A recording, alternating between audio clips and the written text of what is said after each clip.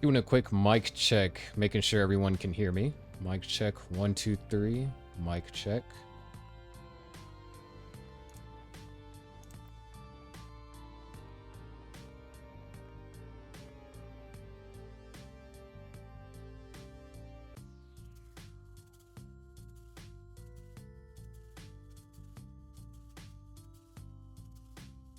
That is correct, wrongly. It is for the Japan event.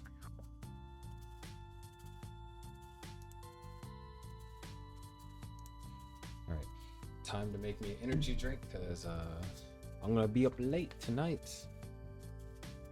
Or early, however you want to put it. But we'll be getting started shortly. So enjoy some classic 2019 Tetris music. You might get some more variety in music later on. Of course, if you're familiar with Gauntlet, you might get some of that, but yeah, I'll be right back.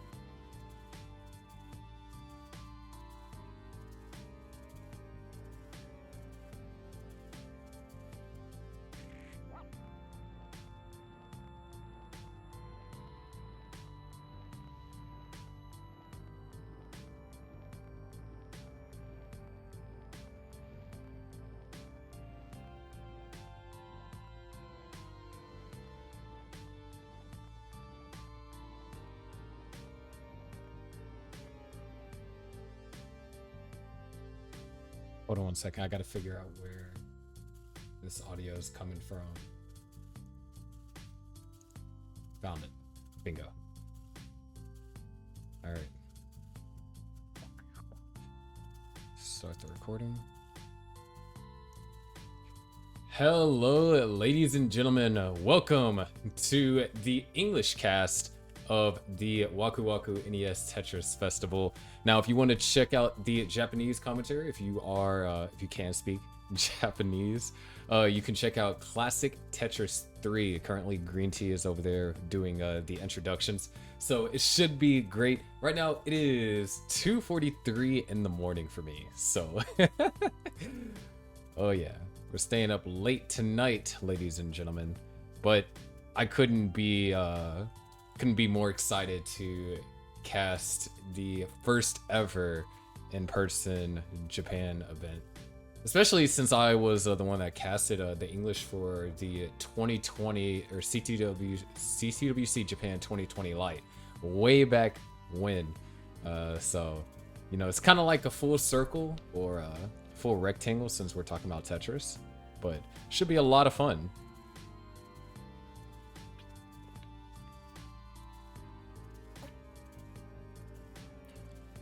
You are here to enjoy some Tetris. Ah, it's fine. Really? 2020 was back when you heard my English or my comms for the first time. Hey, it's the weekend. I mean, what better way to fall asleep than to some high-level Tetris? I mean, we got legends that are coming into play today. We got Green Tea, we have Corion, we have SQR, we got Hebelmai, modern Tetris player. And not only that, we got a lot of players that recently joined the Japan scene. So now I'm looking at what they're showing on their screen right now. You'll still be able to hear me, but look at that. Totally would want one of those shirts for myself. It'd be pretty epic. Maybe I can talk to Green Tea.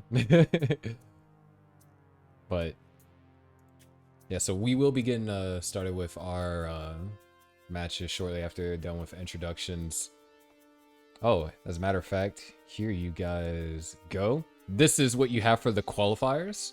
You have Suki with 3 max outs and a 971, Corion with 2 max outs and a 962, Green Tea with a max out and a 936, Karen with a 965. Stop being racist. Okay.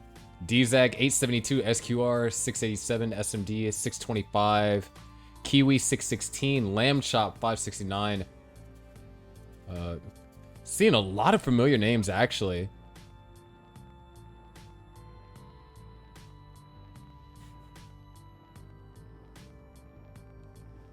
But yeah, we also have Hebelmai. It's going to be quite the exciting day.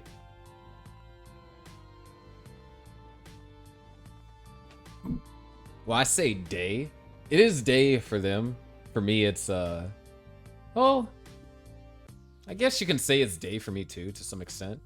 But either way, I mean, no, this is a 2-day tournament. So today we're going to be doing the first part of the bracket and then, first part, and then tomorrow we're going to resume and pick up. So it's going to be fun. I get to do this. No, I won't be up all night. I'll just, you know, go to bed at like 9 a.m. my time. You know, it's all good. No, it's perfectly fine. I've been working like the past week to destroy my sleep schedule, so then I can stay up for this on purpose.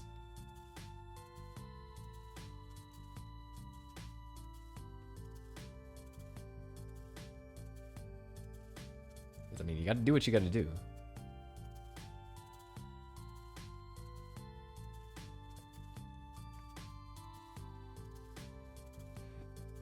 But yeah, either way, we have, if I'm not mistaken, there's almost like 10 maxed out players.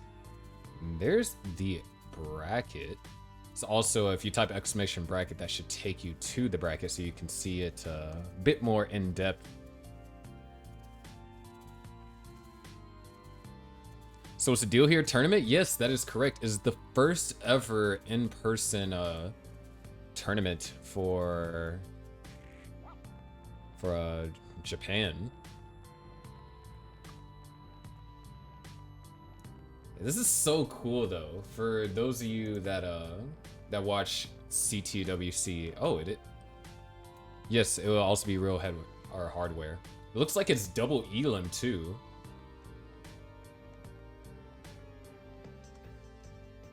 But looking at the wait, Corion, Green Tea are in the same bracket. So we could see a Corion versus Green Tea matchup in top 4. That's crazy.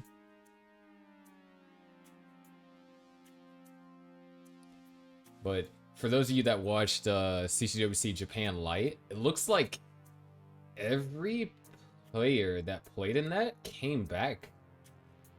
Because there's Radio 613, there's Lamb Chop, Hebomai, Korion, Asunaro, and SQR. Those were the 6 players that played in CTWC 2020 or CTWC Japan 2020 Light. Dude, that's actually crazy. I mean, sometimes it's beneficial to have a good memory. But that just goes to show how much the Japanese scene has grown since then.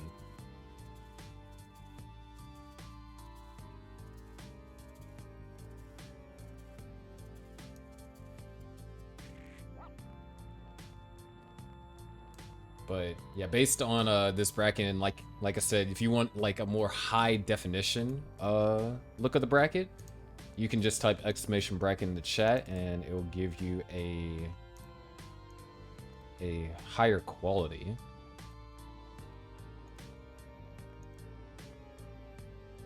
Okay, there we go. Wow. Holy cow, that's clear.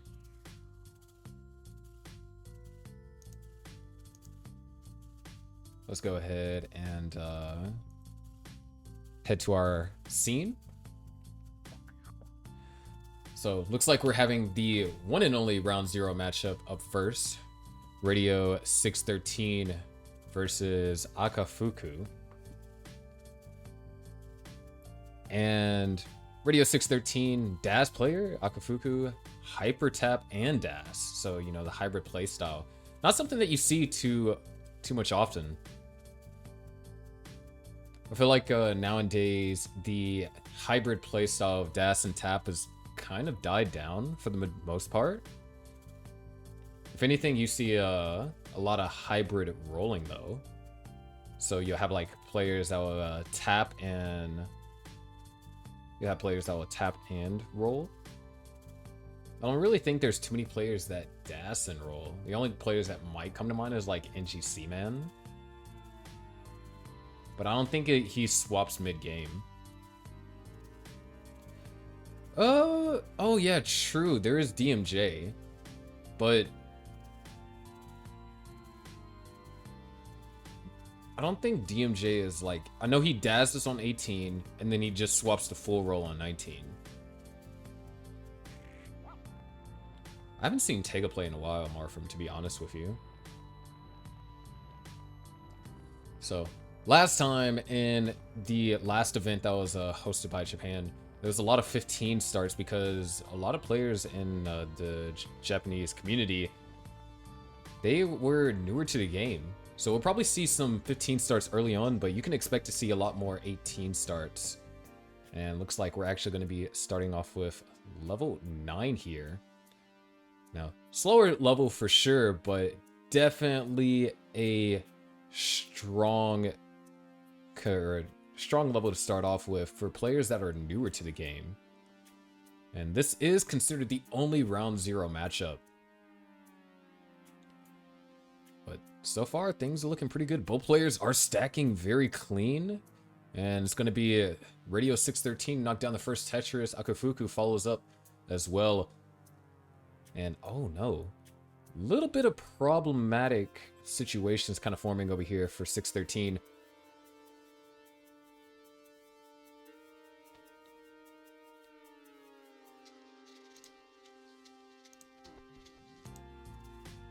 Gonna be trying to clean this up. Great stack for Akafuku here. Clean play, just waiting on the long bar. And as you can see with this layout, we do have a drought counter. Thank you so much for the raid, Yoshi.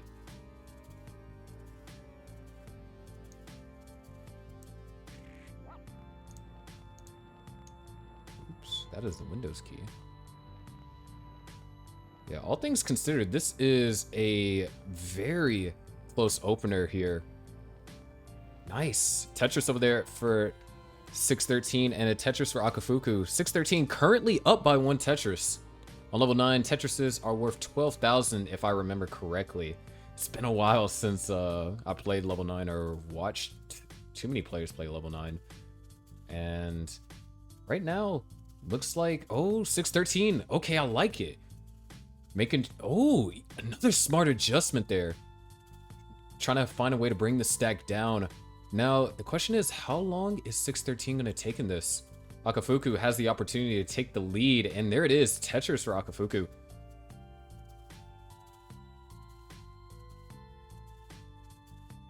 And oh, 613 set up for the first dirty Tetris here of Waku Waku. Clean play so far.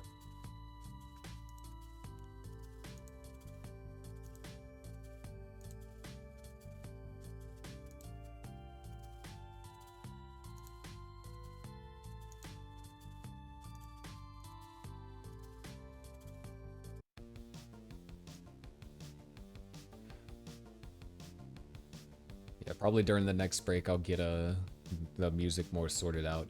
But for those of you that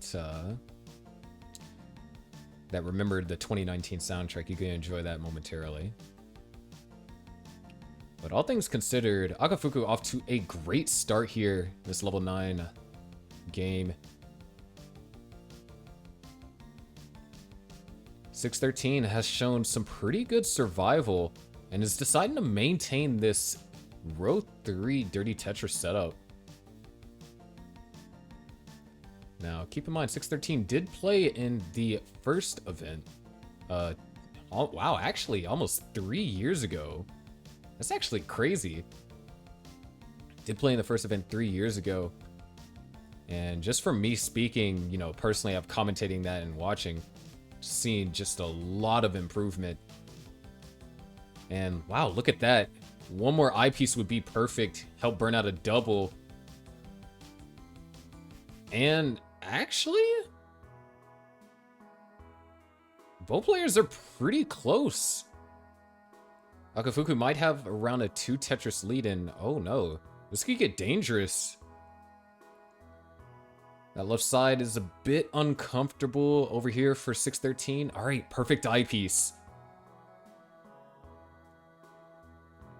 Very nice. The well gets opened. And it's just going to take the triple. Very disciplined burn there. And oh no, Akafuku with a couple of misdrops. Okay, nice adjustment. Probably going to go for the O-tuck. And, ooh, okay, like that. Oh no, an adjustment. It's probably going to try and go for the burn. And we're 16 lines away from the next speed increase. And this is going to be one heck of a dig here. But Akafuku is managing. And just like that, Radio 613 has taken the lead and is going to knock down a Tetris and get a well transfer in the level 10. Akafuku has 6 lines to get this board under control and actually might be able to do it. A couple of unwanted oh wow. Oh my gosh. Oh, those are a lot of S's. Only 3 lines left to burn. This is going to be tough. T-piece gets all the way over to the left. Oh, man, this is tough. Oh, the hyper tapping almost allowed Akafuku to survive. Unfortunately, it's not going to be enough. Radio 613 takes the first game here of Waku Waku. But all things considered, you know, both players made it to the transition, and it was a really good game. Akafuku actually displayed a little bit more efficiency than 613 right up until leading into transition, where a couple of misdrops just couldn't recover from. Regardless, both players played fantastically.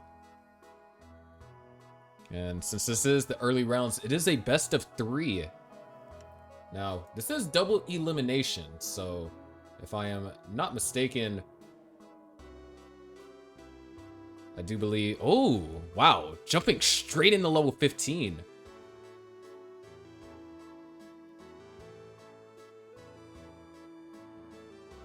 So definitely quite the speed jump from level 9. Lower scoring potential, though. And I wonder if they decided to do alternating picks. But already, 613 experiencing not necessarily the easiest of boards to work with. As a matter of fact, if this was like a 0 to 19 speed run, this would be deemed as a Kataru strats. First Tetris of the game goes to Akafuku.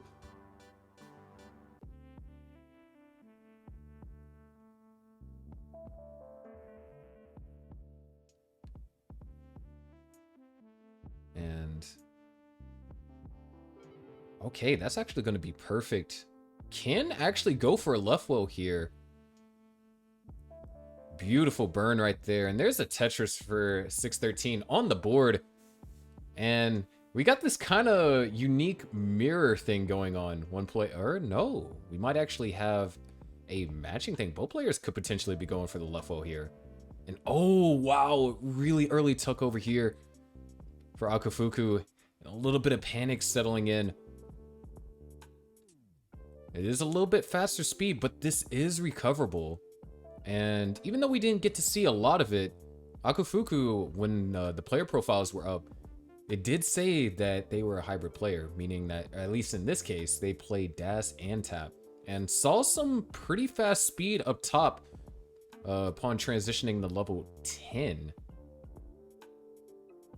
So definitely is going to be a bit more on the more survivable side. But one thing that we do have to keep in mind is that since this game does start on level 15 as opposed to level 9, Tetrises are worth a good chunk more. And that also means that these kind of situations where a player might be forced to burn a lot of lines can easily result in some massive leads. And oh, we do have a Tetris set up here over here for Akafuku. And 613 seems to have found a rhythm, knocking down Tetrises consecutively. Akafuku knocks down another Tetris and a little bit of indecision. Oh, actually, that works out perfectly. Set up for a left wheel now. Clean play. And wow, that was an interesting formation over there for 613, but also going to work out very well too. 157 and now 110. Make that 176 to now 111. And Akafuku's gotten the board under control. We're just over the halfway mark of level 15, and if these players continue to play like this, we'll actually get our first glimpse of level 18 speeds here in the tournament.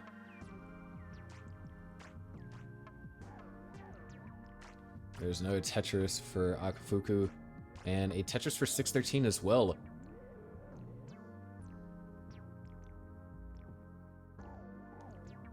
Clean play for both players so far.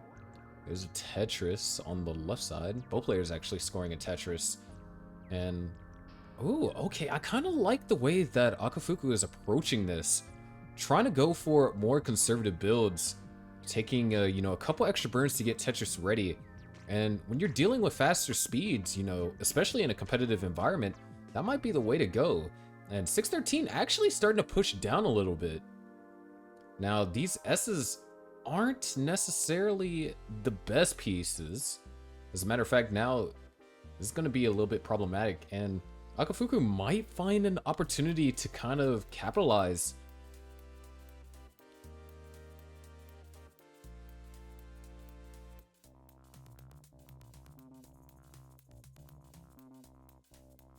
Ooh, nice triple over there for 613. And wow, tricky pieces over here for Akafuku. Can try and go for something off center. Well, no, it's just going to burn it all the way down. Now, while these two players are actually, they're about to transition, so I'll save the story time for later. I have a funny Twitter interaction to share with you guys about some of these players and VITs. But we have a transition around 224 for Akafuku and 291 for 613. Our first glimpse of players playing on level 18 speed. And oh, all right, able to get that piece all the way over to the left. There's still a chance of survival here for Akafuku. If an I piece comes, That'd be massive. Oh no, the well is covered, and Agafuku is gonna top out at 227. So 613 wins the first match of Waku Waku. But both players taking both games to transition each time. Great play and just great start to everything, to be honest.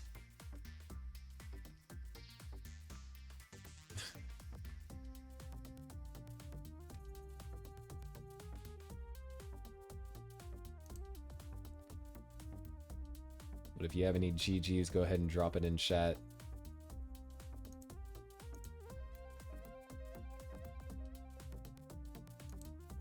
But that was the first game for today.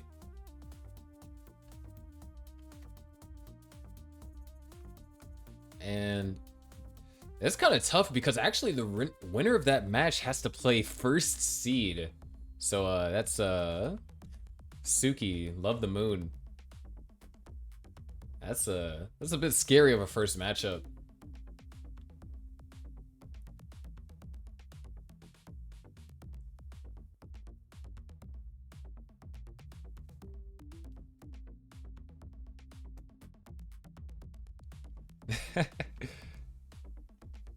How did I wind up in the Tetris commentary scene? It's a pretty thing to be into. So actually, it kind of started back in 2019 whenever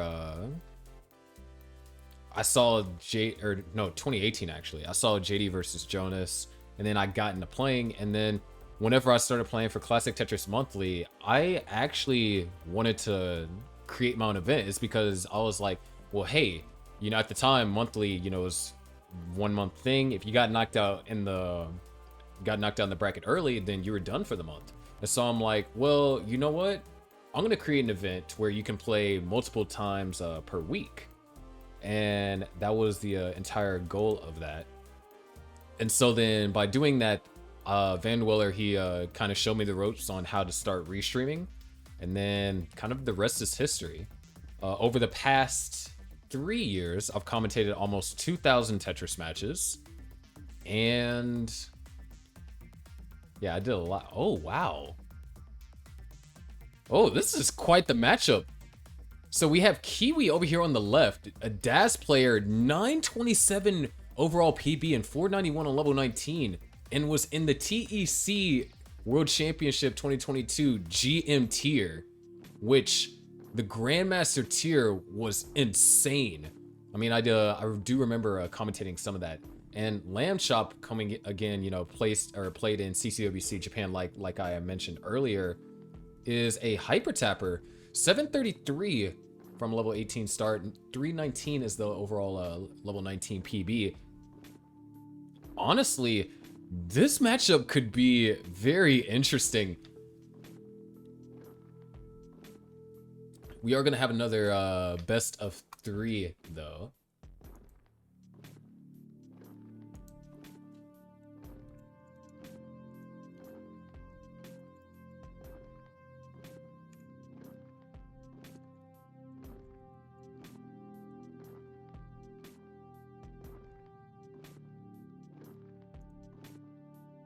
But Ganbate, both of the players. So we're gonna get started here. Level 18 starts, our first level 18 starts of the day. Like I said, we have Kiwi on the left, Lamb Chop on the right. Das versus Hypertap. And I'm gonna be keeping my eyes on how both of these players play at level 19. Because Kiwi, by virtue of just PB alone, is the stronger player. And man, I gotta say something. The gameplay looks so smooth. Like, the 18, it looks so fluid. It's actually like it's pretty nice to look at. But starting things off, Lamb Chop actually having to take first couple of burns of his game there. Was off to a flawless start for a second. And those first few burns are actually going to almost even things up. And oh, miss spin over there for Kiwi. and separated by 46 pushdown points. Lamb Chop did a push down and occasionally pushing down on some pieces as well. So unfortunately, we're not going to see any ties in this. And now that I think about it, it's actually kind of rare to see push down hyper tappers. Pushing down and hyper tapping isn't something that is completely common in NES Tetris. As a matter of fact, if you were to be a push down player and a hyper tapper, oh wait, hold on. Speaking of that, Lamb Chop needs a little bit of help here. Okay, gonna try and get things open. This is where you're gonna really see hyper tapping come into play. Goes for the flat J burn. Oh, very nice. If another J piece comes, no, needs another I piece. Oh, needs an I piece right now, and not gonna happen. Lamb Chop's gonna have an early top out at 147. To my knowledge, I believe they're playing on NES consoles or an equivalent, like maybe a Famicom. But yeah, what a tough kind of game right there. 21 piece drought. But that is the life of NES Tetris. You some games you can have, you know, a great sequence of pieces. Other times, RNG could give you a tough hand and tells you to make lemonade out of limes. Totally a nonsense quote I just said. But here we go. San ni ichi Tetris. Since I don't know exactly when they start, there's no like visual indicator. I'll just say that towards the beginning. You know, while both these players are kind of getting things stacked up here in the first couple of lines, level 18, the first instance of me actually commentating two Japanese players was back in 2019 at the after party, whenever we played SNES Tetris, and it was with Green Tea and Corion and Green Tea and SQR, where I would count down in Japanese. So that countdown just brought a very fond memory. That was my first time like commentating in sort of like a live environment. But enough about me. Let's talk about the players. We have Lamb Chop actually going for row 2s here. Kiwi, clean play. And that is another interesting thing about Kiwi. So, TEC, or Tetris Effect Connected, it does have the classic score attack mode, but some players can find it a little bit difficult to adjust to regular classic and TEC classic. And so far, it seems like Kiwi has been managing very well. Both players, great stack here.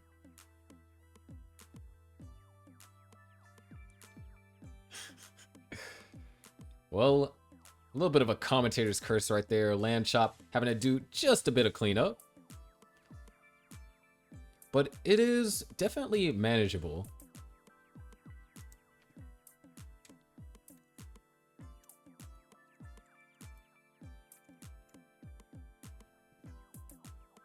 And honestly, a couple of tricky pieces here.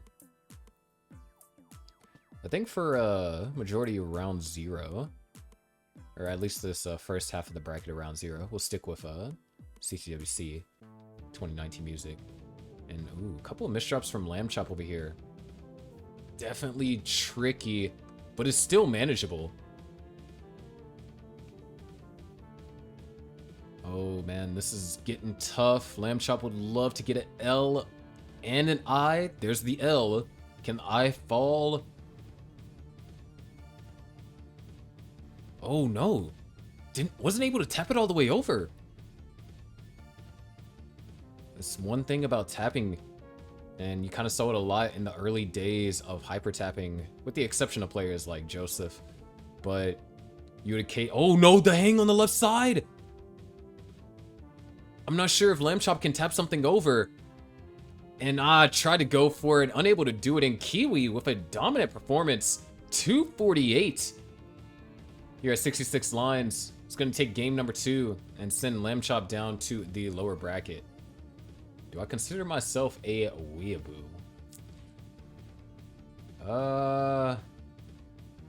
Maybe.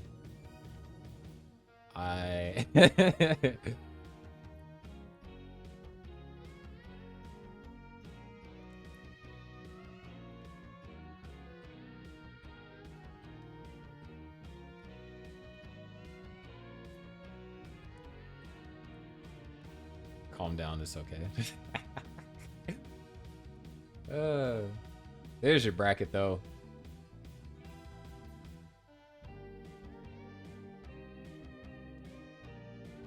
Ooh, hold on.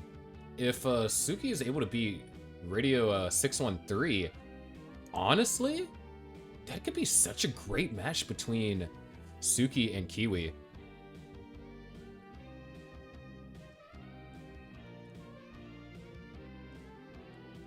No, but I do like watching a lot of anime and reading a lot of manga.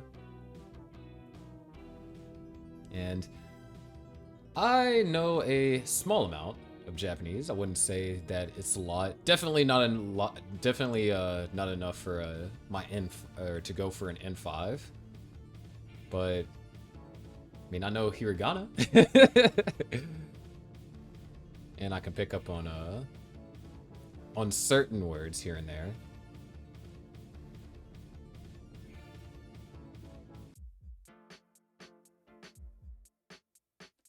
So let's see. Okay, so it's gonna be HR versus Karen. Yeah, I'm making progress. Slowly. One day I want to, if it's possible for me, I would love to visit Japan.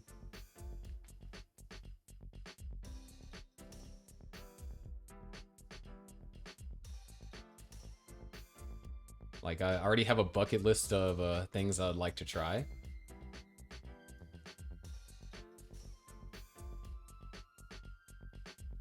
But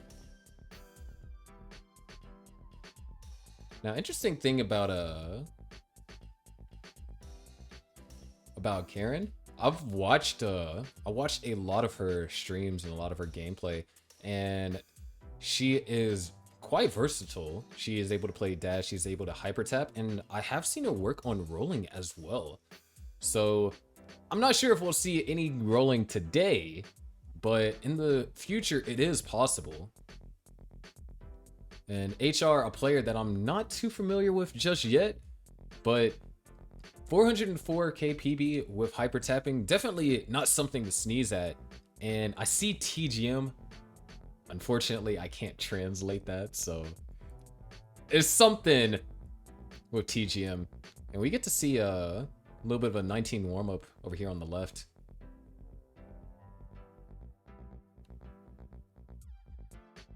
But oh, it looks like they might be getting started soon. Yeah.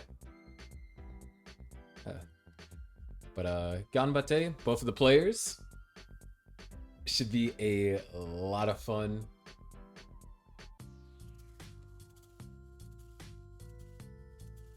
Oh. Man, I wish it was enough downtime, because I'd love to talk about these brackets a little bit more in depth.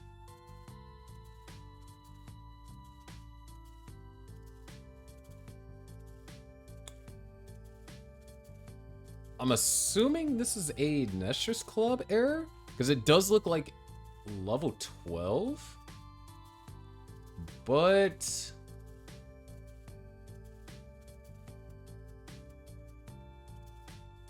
yeah, okay, so both players are on a level 12 start.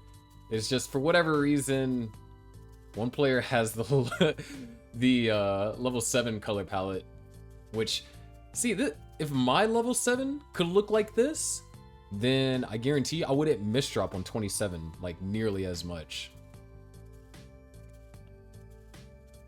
Because I'm gonna be honest with you, my level 7 colors are so dark. But hold on a second, Karen actually in a little bit of trouble. Oh no. Oh, this is real tough. And Karen's gonna have an early top out.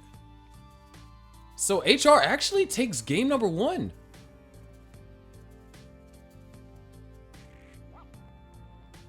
really tough situation.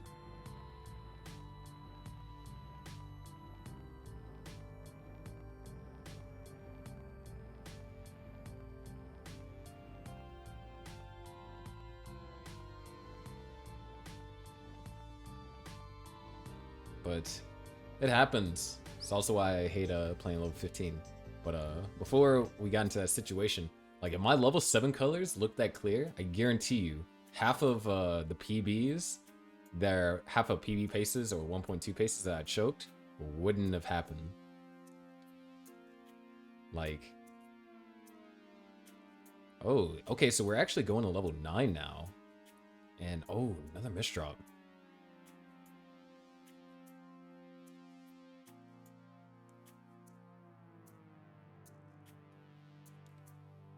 So first Tetris of the game goes to HR.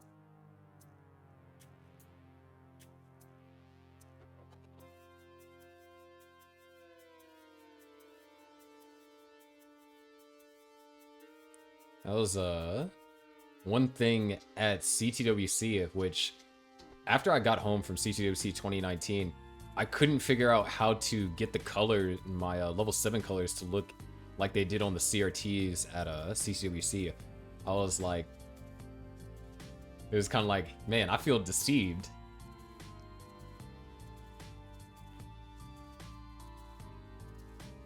But to start things off, HR currently has the lead. And kind of seeing Karen slow down a little bit.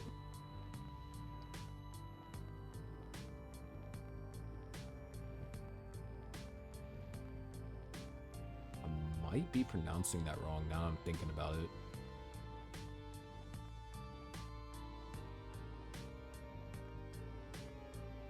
it. And wow, look at this. Pretty even game here.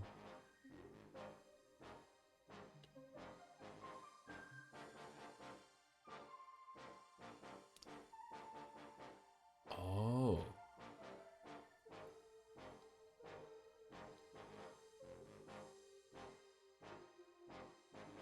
And looks like we are going to be running into a drought. A little tricky.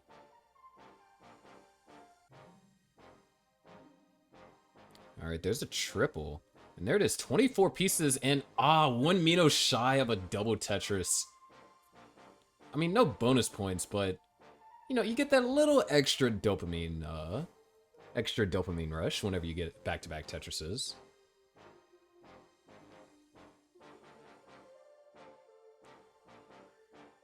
Man, this is incredibly close, though.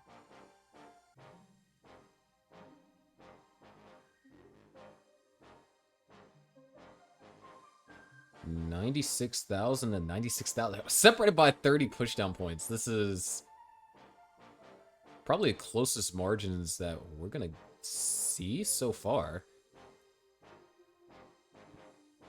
I don't remember how many players that have yet to play today actually push down.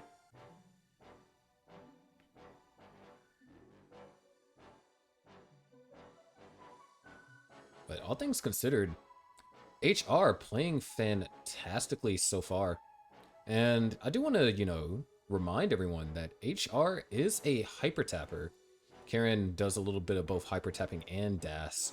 So in terms of what we could see from HR if the game continues to progress, and I can't gauge HR's tapping speed at the moment, but if the game goes far enough, HR could get a PB. Seems if everything were to stay calm, it's very reasonable here. And speaking about things staying calm, Karen's board needs a little bit of help. Oh wow, this is tricky.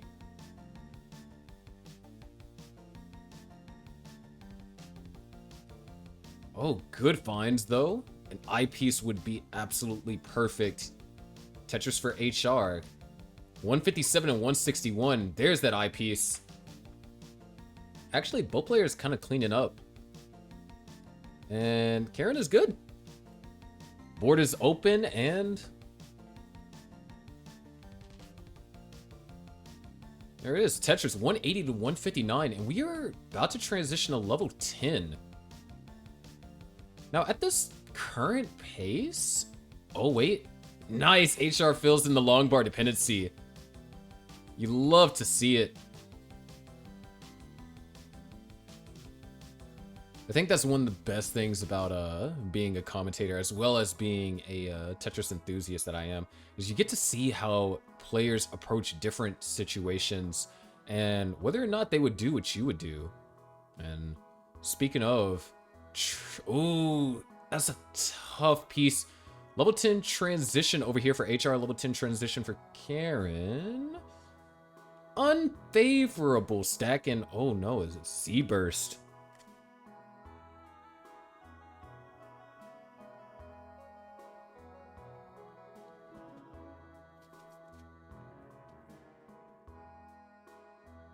And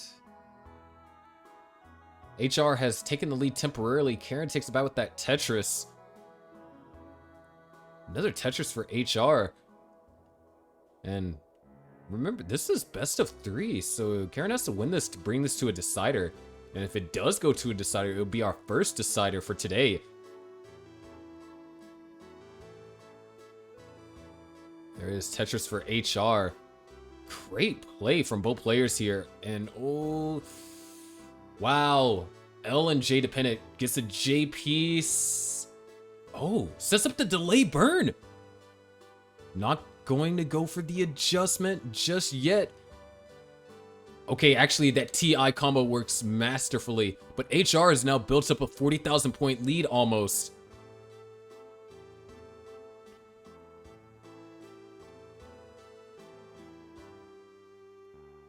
Man, this play from HR, it felt like it's gotten better as the speeds increased. Which, I mean, as a player that kind of personally that happens to, I can recognize that. But if I'm not mistaken, HR is within 150,000 points of what was said to be his PB. There's another Tetris for HR, a 57,000 point lead. Now Karen does have the advantage with 19 play. Oh no. Okay, actually, that's perfect.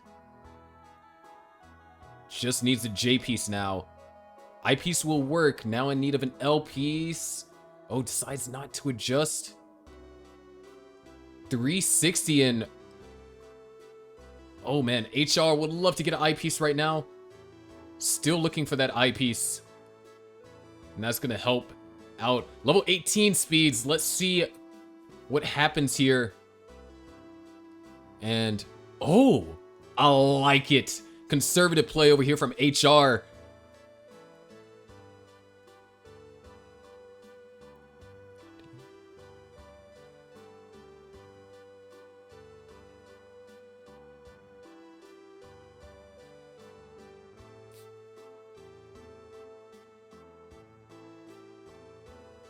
And ooh, she is one line before level 18 speeds and a 24 piece drought. Hold on, this could actually get really uncomfortable. Okay, there's the long bar. 404 over here for HR. But hold on, we are going to be seeing level 19 speeds in the next 7 lines. And oh, are we going to see a center well? Column 8 set up. Oh, that's perfect. Meanwhile, on the left, actually, never mind, no issues on the left. Now there's issues on the right. There's a Tetris. And, all right, level 19, 431. And looks like level 19, yeah, that's... Oh, wow, the triple flip to get an extra burn line. But amazing game from HR. But it looks like it might not be enough. I mean, somebody correct me if I'm wrong, but I believe that was only 30,000 points away from HR's best game ever. But now we're tied up 1-1.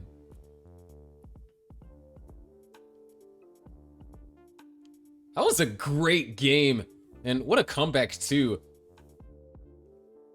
I mean, if you're HR, you gotta be happy with that game. That was, and especially, you know, where HR's skill level is to get that close to your PB in a competitive match. A competitive match too, where pressure is, you know, supposed to be higher. I think that was, you know, an excellent game.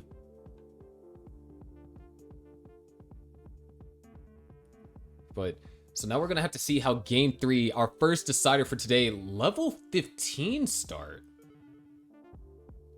So it might be a little bit harder for HR to try and get a PB off of this one, but we'll just have to see.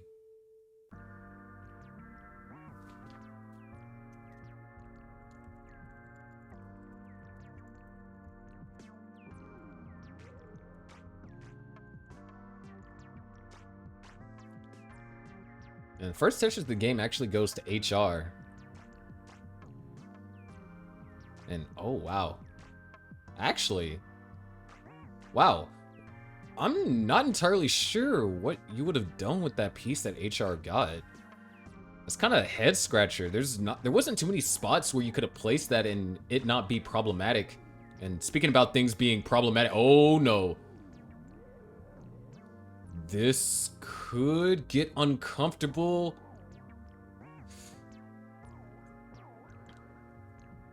Oh man. Okay, actually that's gonna help. If a long bar comes right now, a long bar is needed. Oh, you can actually see the tapping come into effect. This survival.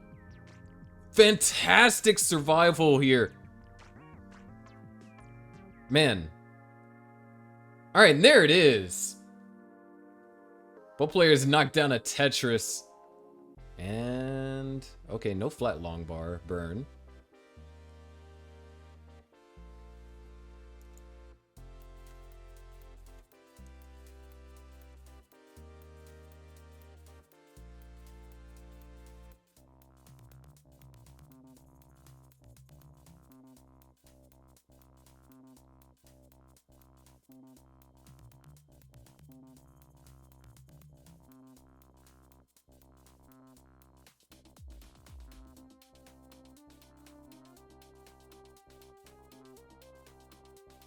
And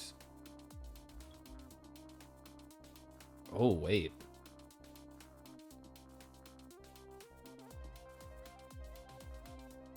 a little bit of a misdrop, and oh, the double flip on the T. This could allow for some creative solves. Gonna just slide that underneath, and neither player with a typical right wheel setup.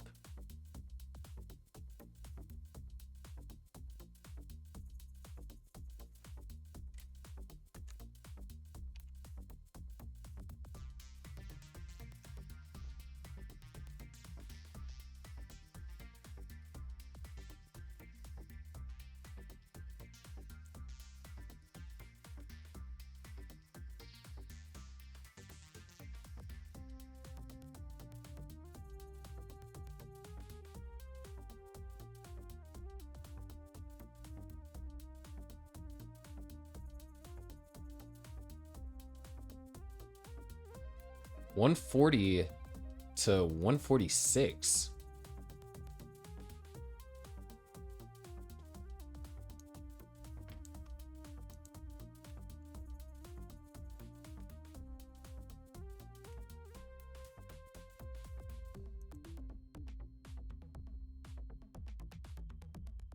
Oh, I have no idea what that was.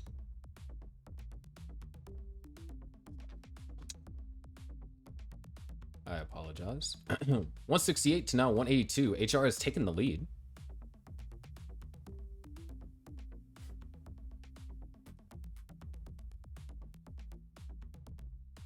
And not necessarily. Oh, actually nice. Great recognition over there. Double long bar.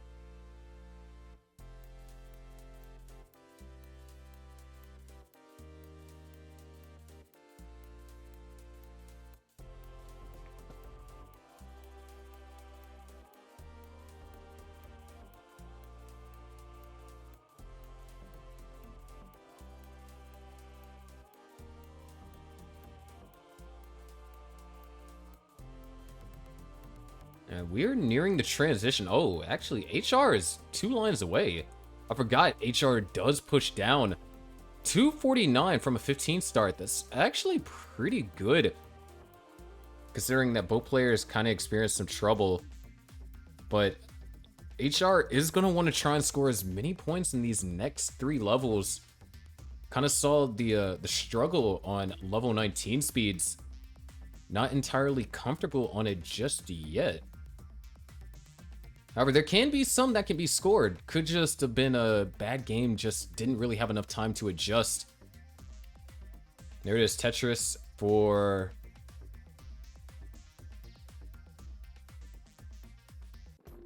Sorry, I'm spaced out. Got that 330 brain. 262 to now 289. Ooh. Oh no, this is actually a not an ideal board for necessarily either player, but HR going all in for this last Tetris and couldn't get it. One Tetris should do it by 9 pushdown points. Oh my gosh. Pushdown points is better. Actually, so a little bit of a reverse sweep, but man, HR played so well.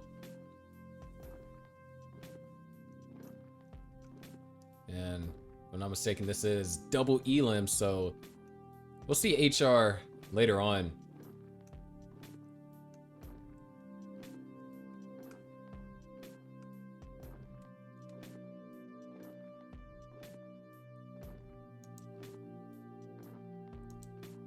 No shot they do that. Like, you know how insane that would be?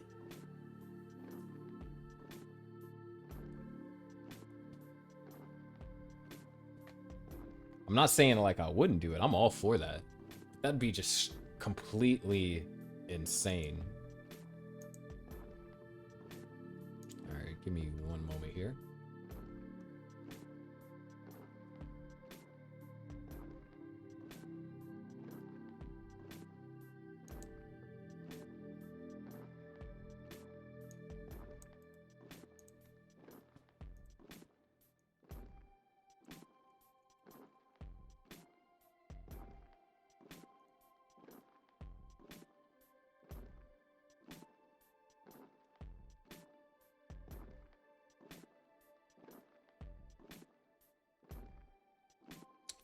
One moment.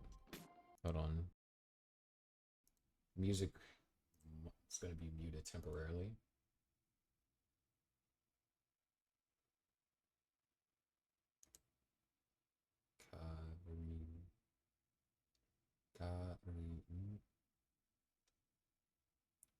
Okay. All right. Next time when Karin plays, I'll be sure to get the pronunciation right.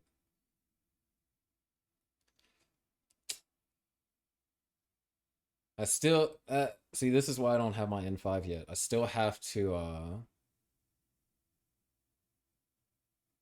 kind of get my mind into the way that you would pronounce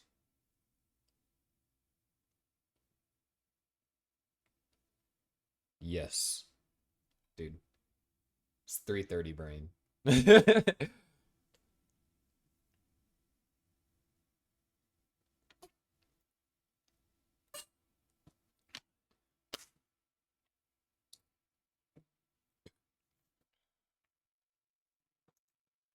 I mean, also, to be fair, it is the first time an event is held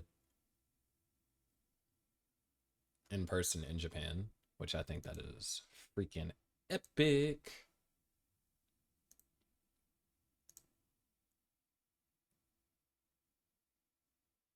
But oh yeah, that's right. So I remember I had one of the funniest laughs.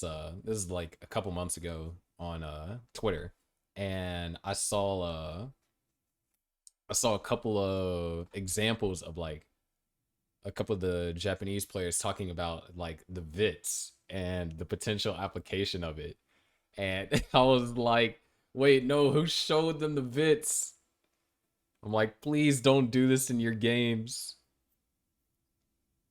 So I also feel bad for anyone that like copies my stacking whenever I'm like casually playing, because I most certainly meme a bunch. Okay, ooh. This is actually quite the matchup. Let's go ahead and check this out. Oh, look, there's Corion! Hold on, we gotta get... There we go. There's Corion!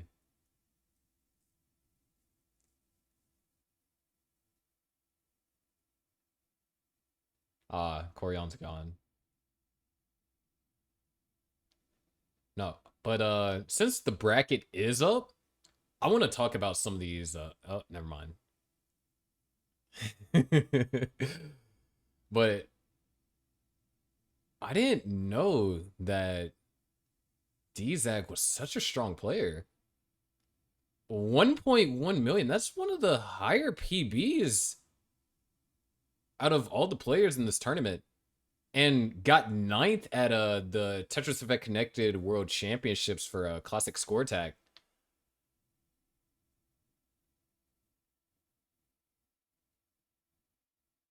Ooh.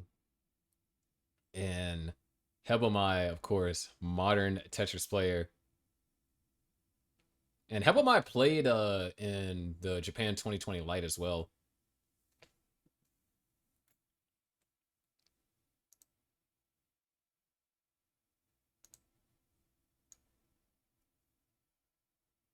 I think we're gonna go oh, there we go. Level 15 start here. But man, 1.1.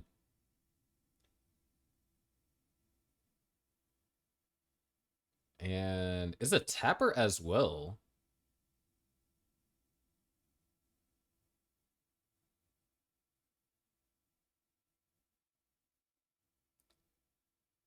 And not gonna lie, a little tricky piece sequence over here for Hebomai.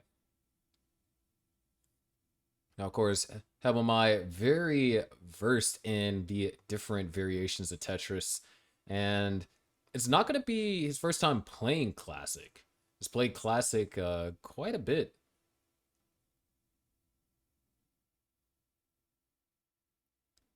But it looks like to start things off, Dzag looks like might have been running into a drought at the start, but eyepiece probably came right before it started. And I believe, yeah, push down. I mean, it's level 15, so it makes sense. But I mean, definitely see a lot more push down here in the early rounds.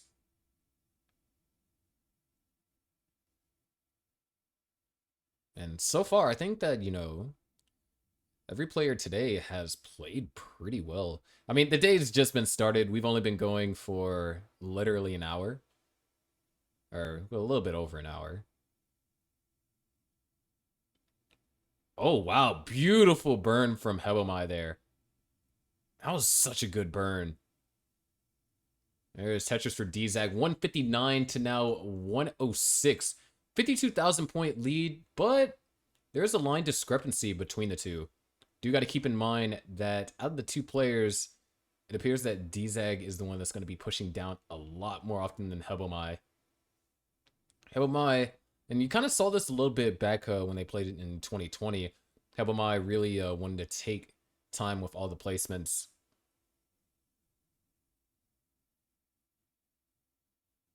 And ooh, that was a tricky piece combination. I think personally I would have done exactly what Hebomai would have done as well. But man, Dzag on a tear here. As far as efficiency on level 15 goes, this is up there. Oh, the adjustment, nicely done. Gonna go ahead and actually take the double here. And, you know, a little bit of like the factoids that were shown before the match started.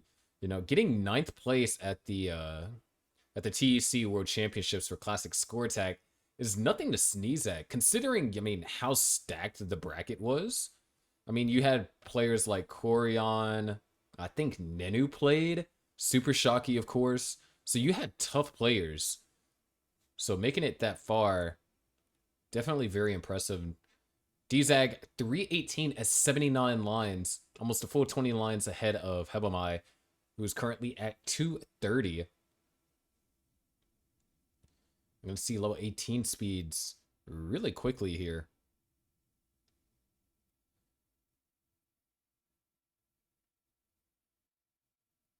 Clean play so far from both players. Ooh, I like that overhang. All that's needed is a J, or can go for the spin. No. Gets the J for the tuck and is ready to go. Held out for the most efficient pieces and did get them. And you're able to do that a lot more often on 15. We already definitely seen a quote-unquote respect lower level speed moment early in this tournament.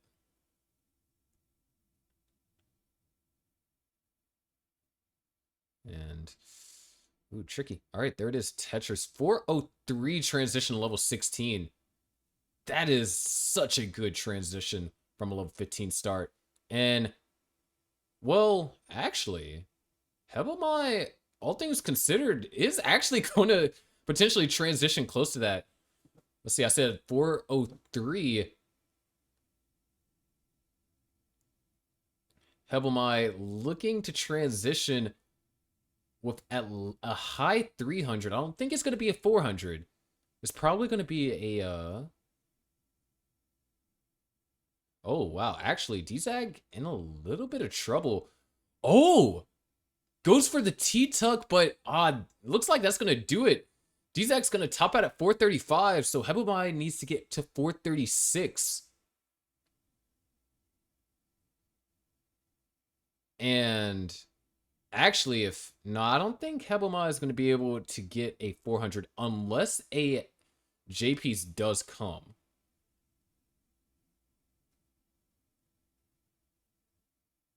Yeah, no. But a 388, only one Tetris behind in terms of pace. But 436 is what Hebelmai needs. Two Tetrises will achieve said score. And, oh, a little risky here.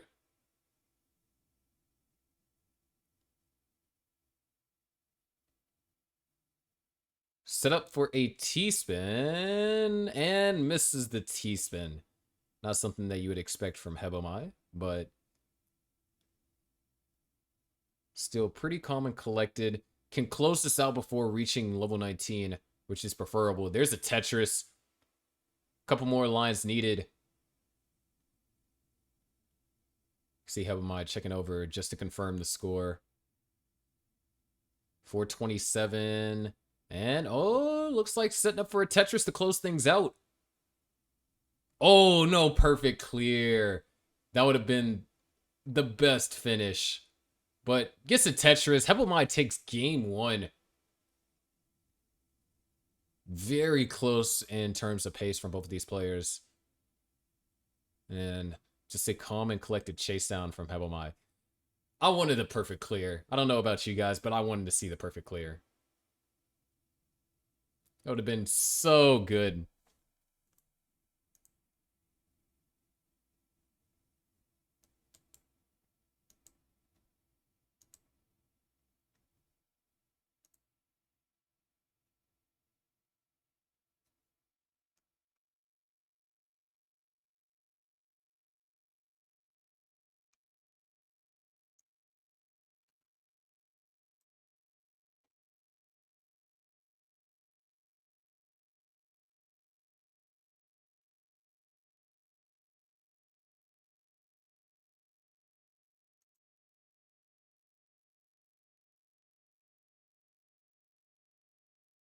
But it looks like waiting on both players to potentially confirm a start here.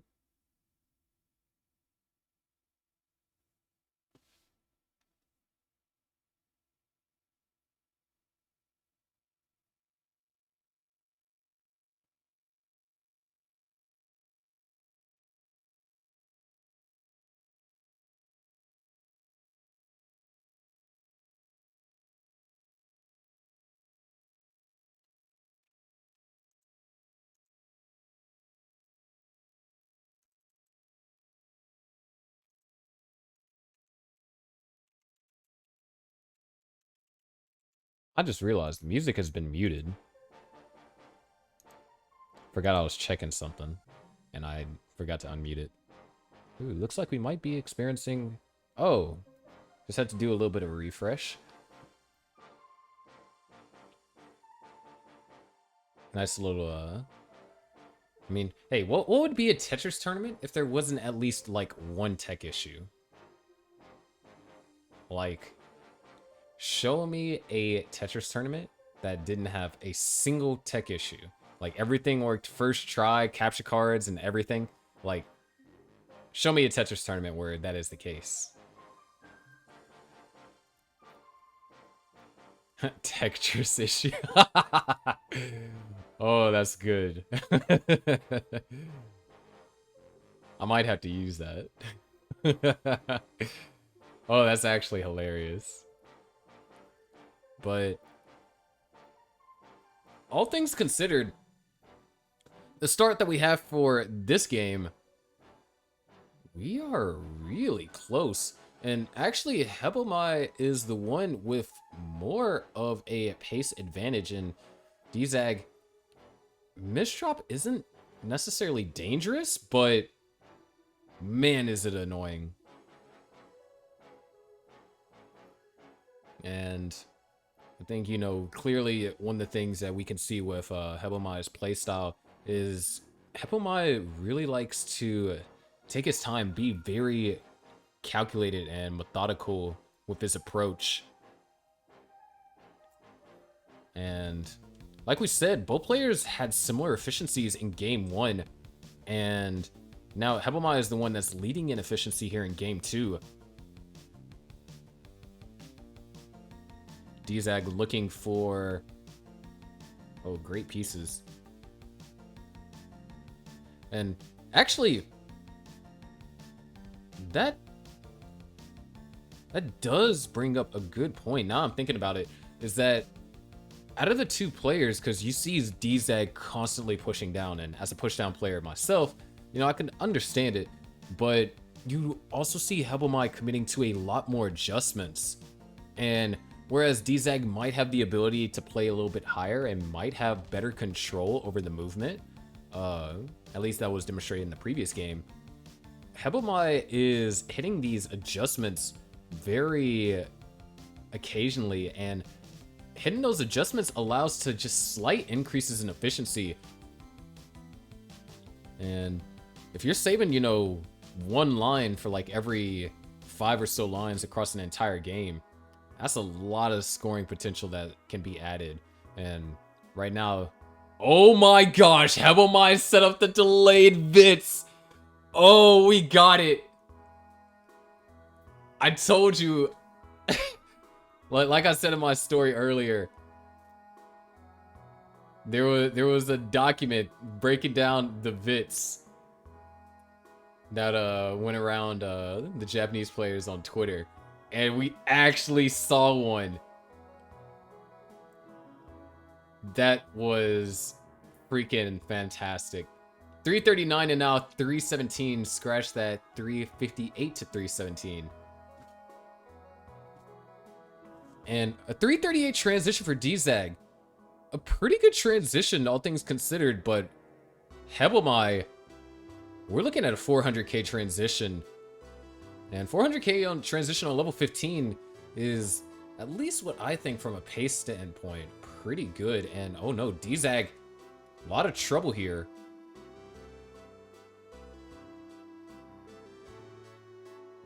IPs, there it is. I'm kind of interested to see if there is, wait, I think Dzag and Hebelmai on opposite sides of the bracket. Or not, I mean, Dzag and Corion. Yeah, Dzag and Corion on opposite sides of the bracket. I think it'd be a pretty interesting, Tappers matchup between Dzag and Corion, you know. Essentially, the peak of consistency when it comes to, the Japanese players, you know, Corion, and going up against a player like Dzag, who it seems has the same tapping speed, maybe even slightly faster than Corion. And nice Tetris for Hebelmai here. This is a very contested game, and oh, level 19 transition hitting fast. D-Zag 23-piece drought, very disciplined triple there. Oh my gosh. Oh my gosh. A 33-piece drought. And somehow still able to open up the well and get a Tetris. But that means that the true test is about to come. And in 2020, Hebomai was unable to really play 19 all too well. So here in 2023, 3 years in the gap, can Hebomai combat D-Zag here? D-Zag has taken the lead. Oh, Hebomai, one line left to burn. Oh, all right, knocks down a Tetris, gets it over. And oh, just barely having enough DAS. 8,000 points down. And we'll see what Hebomai's approach is here. And oh no, didn't quite have enough DAS, just barely had enough on that. And oh, unable to get it all the way over. And yeah, looks like my concerns were validated. Hebomai unable to really play 19 too much, but a 509 at level 20. D-Zag ties up the match 1-1.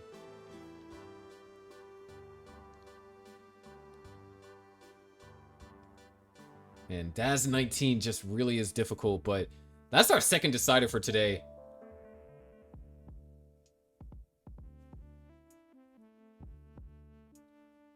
You got to give credit to D-Zag, because that could have easily gone in Hebomai's favor. I mean, D-Zag getting those pieces over to the left. Like, we all know that D-Zag is a tapper, but also, I mean, wow, the speed at which D-Zag was able to tap some of those pieces, pretty impressive. But here it is, game number 3. We got a little pushdown war going on here. Oh my gosh. What's a drought? So a drought is when you go 13 pieces or more without the long bar. So then occasionally if you see a player that has not gone or has gone 13 pieces or longer, that TRT will start to turn into a drought counter, and it'll flash, you know, red, and that will signify, you know, how many pieces a player has gone without getting the long bar. So in modern Tetris, you don't kind of experience this phenomenon, and you're guaranteed to get a long bar at least once out of every 14 pieces because of something called like 7-bag. That's what makes classic Tetris a little bit more brutal in a sense, and so that's in a gist of what it means to have a drought.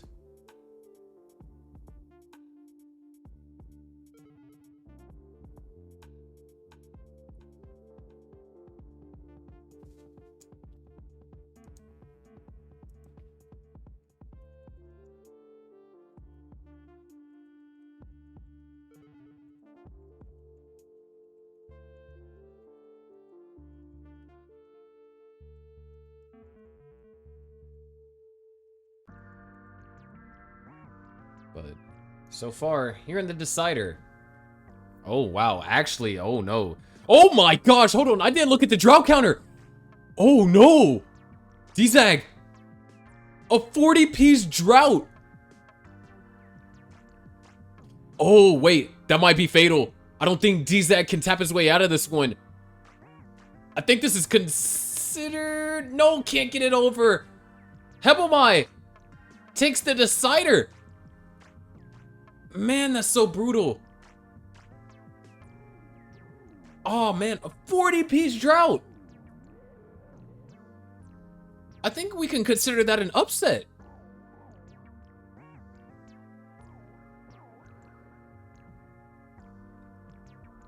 Oh my gosh. That's tough. But it is double elim, so D-Zag will have another chance here.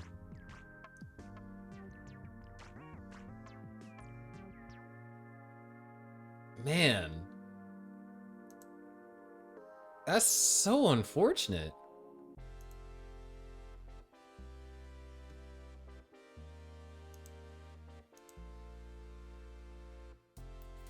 Like...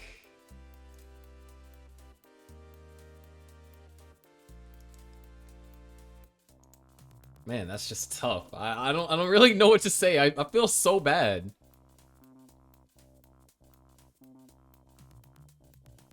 But here you have the bracket so far.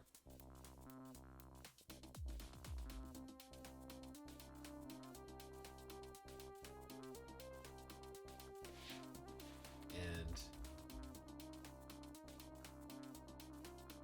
I think we might be getting into the lower bracket where somehow like majority of the OG veterans found themselves here in the lower bracket. Like, you have Corion in this bracket, you have Green Tea in this bracket, you have SQR in this bracket, and you also have Asunaro in this bracket as well, who played in the 2020 CTWC Japan Light.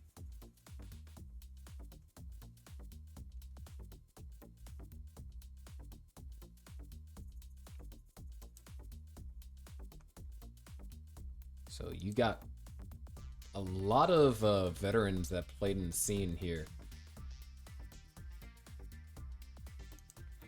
Yo, there it is, Corion! Corion.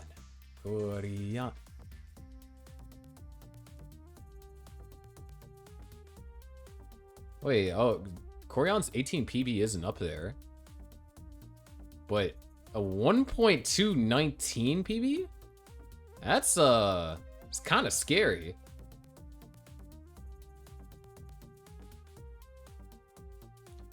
And then you have Yanabo.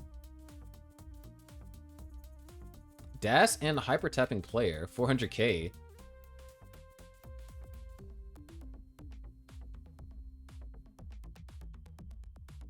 And it looks like they're gonna get ready to get started here.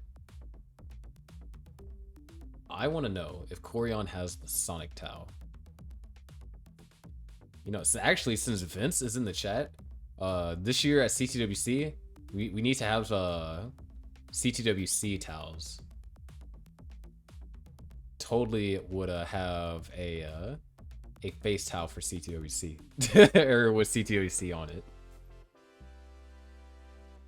But yeah, it looks like we're getting level 18 start. It's been level 18 starts today have been a little bit on the tougher side of our players.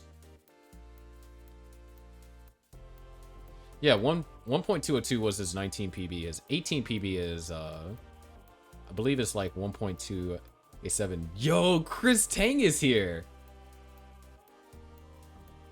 How you doing, Chris Tang? I'm hoping maybe you woke up early. You're not staying up super late. But start things off, Corion. I mean, I think it's been almost a year since Corion has last competed. Definitely has been busy over this past year. That's great. I mean, I should be fine for tonight. I mean, one, I'm super hyped. I get the honor to call the second Japanese event that has happened, or at least call the English for it. And then, like, I went through so much preparation for this. I spent like 10 days breaking my sleep schedule, so I'd be able to have enough energy to be able to commentate all the matches for today and tomorrow. But man, Yanabo having a tough time getting into scoring position. As a matter of fact, every single point that has been scored has been off of burned lines. And Corion and able to build up quite the lead here.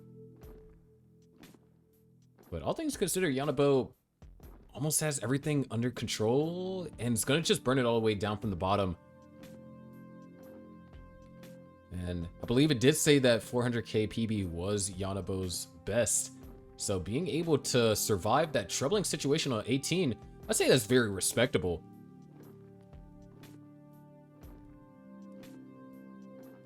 First Tetris is now on the board, 73,000 to 247. And I think the craziest thing about this event is, you know, going into the event, you know, one would think that Corion might have been the top seed. But Corian is actually only the 2nd seed. It's Suki who got 1st seed with 3 max outs in their qualifier.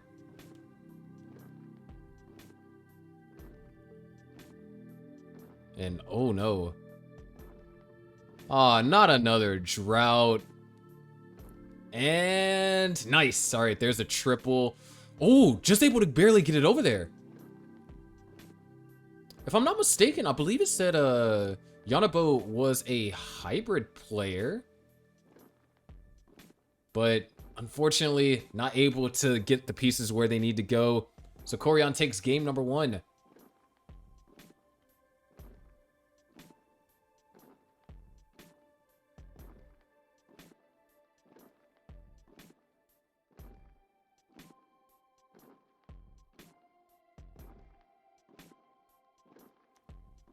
Yeah, there's definitely majority of DAS, but there's definitely some tapping. Or if there was tapping, it was because of a loss of DAS. Yeah, tough start for Yanabo, but surviving, making a recovery out of that situation is pretty good. And I mean, it's just tough to go up against, go up against Corian. We're talking about the 2019 finalists.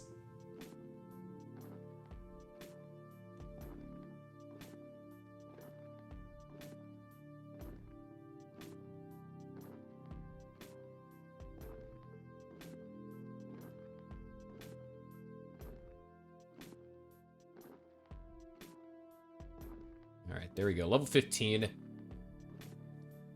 little bit of refresh there.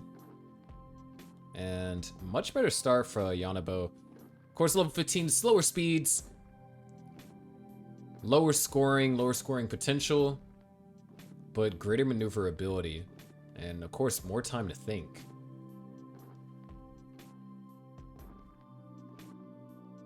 And in the past, level 15 starts have disrupted some players' rhythm.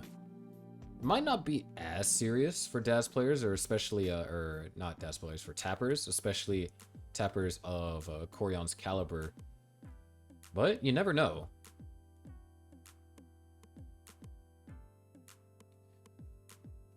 We've had a Respect 12 moment happen so far.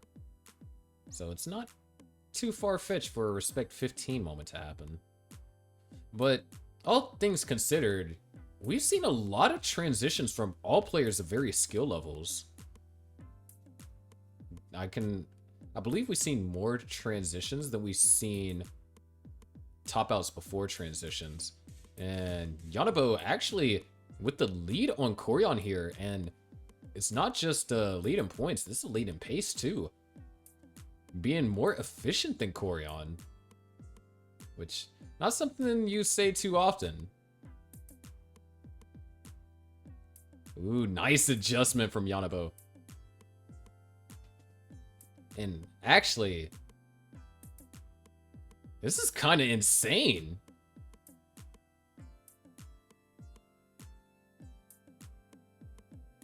Indeed, this is live. Yanabo had a 400k PB, if I'm not mistaken. This level of efficiency from Yanabo. 196. Yanabo is about to have 200k at 50 lines. No, I'm not up early. I'm up late. I've been up since 8 o'clock this morning. I was gonna take a nap before the stream, but then I got so concerned that I might like crash and just completely miss it. So I was like, I'm gonna stay up.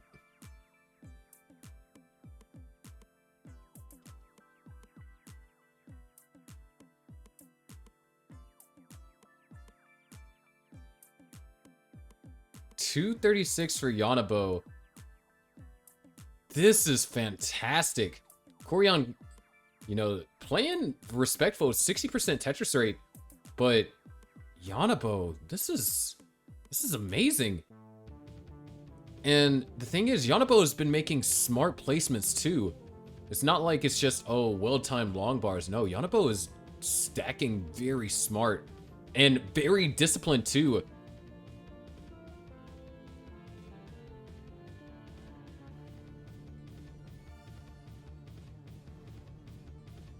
And little tricky pieces over here. Corian able to take a lead. Oh, I hope that was intentional from Yanabo. That was actually so clever. And, oh wow. This is tough for Corian. You could even see the head shake there. And Yanabo's just going to, actually not going to burn out. It's going to get the Tetris. Whoa, that overhang. You know, Vince, you might have called it. Well, not to jinx anything, knock on wood. But, this is some fascinating play from Yanabo. 303 to now 321. Corian transitions at 321 to level 20, or not level 26, level 16. Got a 18 brain. Let's see.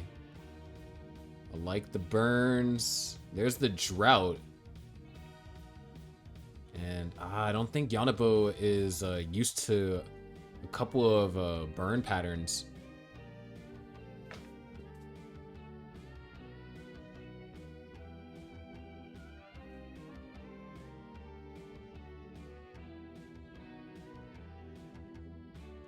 And Yanabo running into a slowdown. Oh wait, level 18 speeds are only... Oh my gosh, the dirty Tetris setup! 350 transition for Yanabo. I didn't think he was gonna go for that. But, alright, now we gotta see, can Yanabo survive up this high? Corian does have the lead and has already taken game 1.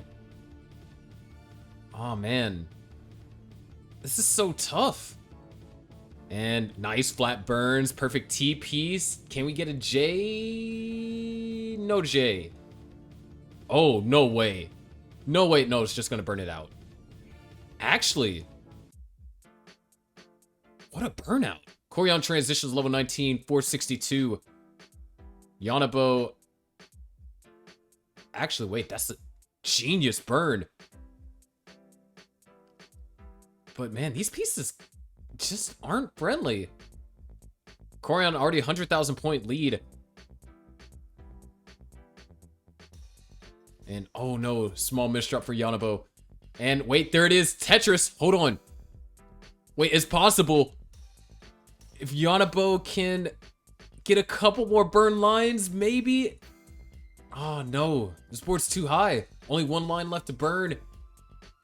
Ah, so close to the PB. That's twice today we've gotten players that have been close to their PB. But all things considered, fantastic level 15 game from Yanabo.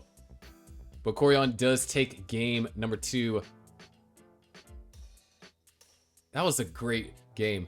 I mean, I'm enjoying that. I hope you guys are enjoying this. I am having a blast. And, you know, it's not every day that you get to see players that are, you know, confident and, you know, just playing in, you know, any form of competitive, especially, you know, going up against players like Dzag, Corian, Kiwi, and they're performing this well.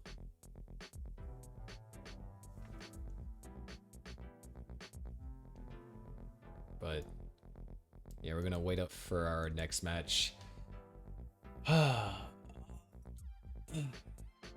Yeah, but hope everyone is doing good. For those of you that are in European time zone, you know, waking up, or for those of you that are like me and staying up to well, probably not like me because you're not commentating, but staying up to watch this.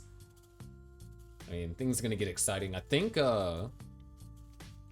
probably the plan is to make it to top 8. Because we got at least 3 more hours. No, well, we started an hour late, so we got like, I think the plan is like 4 more hours of play. True. Sleep. This is a bad motto, but in academic decathlon, our motto was sleep is for the weak. Wait. Dang it, I missed it. They were doing rock, paper, scissors.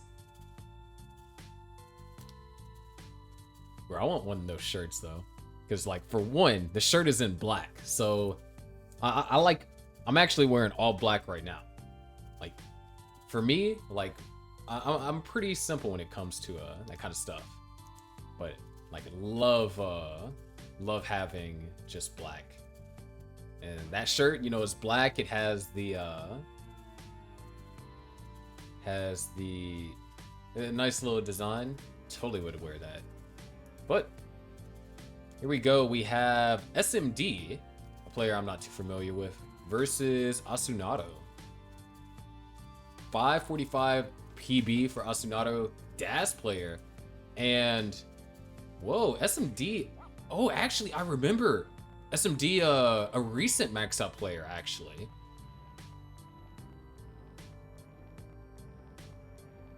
So yeah, there it is, 1,018,000 and a 19 PB of 819. It's kind of scary.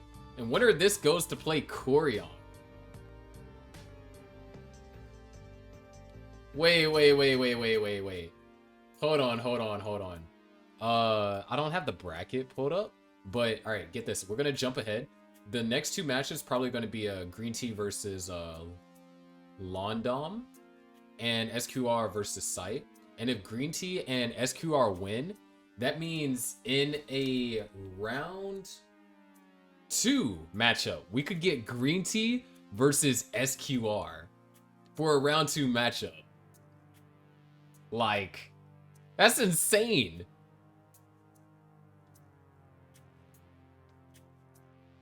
Dude, I'm so excited, man.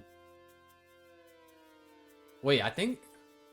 Hold on a second. This is going to be the first time I've actually commentated over Green Tea. Wait, actually, this is going to be my first time ever commentating over Green Tea. Because I didn't commentate over him at CTWC Japan Light because he was the Japanese commentator and didn't play.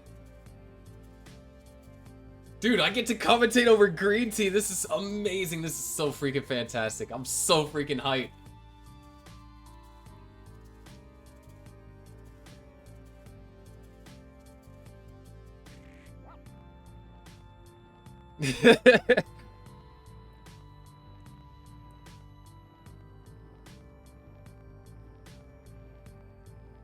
Oh, man.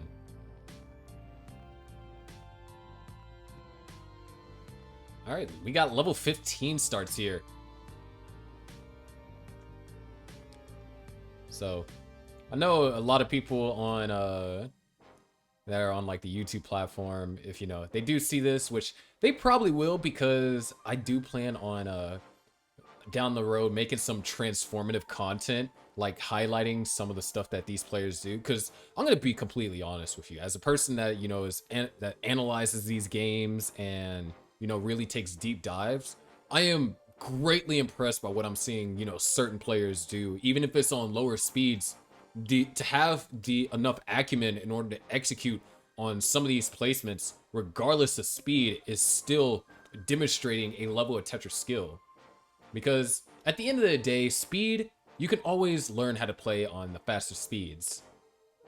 But to be able to, it's going to take you a lot longer to find those foundational placements, to find the more efficient solution, or to simply have the discipline to take the burns. Is going to take a lot longer for you to find that. And I think these players, despite it being on slower speed, so maybe having more time to find it, just the ability to find it alone, I find it super impressive. And, you know, hopefully down the line, I'll be able to, you know, showcase that in some transformative content that will be coming on the ClassicTetris channel soon, or even on my channel, you know, to get back into breaking down matches and stuff. Because I also like doing that. Because you can really, there's some moments where you can pick out where just one placement changed the complete the complexion of a game. But speaking about complexions of the game, Asunaro here, up to a 43,000 point lead. And ooh, okay, goes for the T flat burn. SMD, row 2, oh my gosh, all right. So can we confirm that the left side is just cursed? I think we've seen a couple of 30-piece droughts.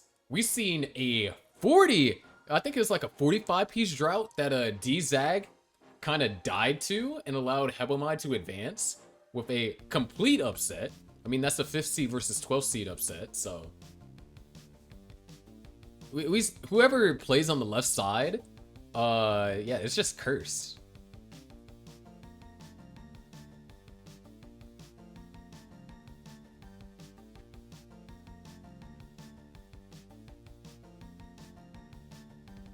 But regardless, pretty close games here. 158 to now 161.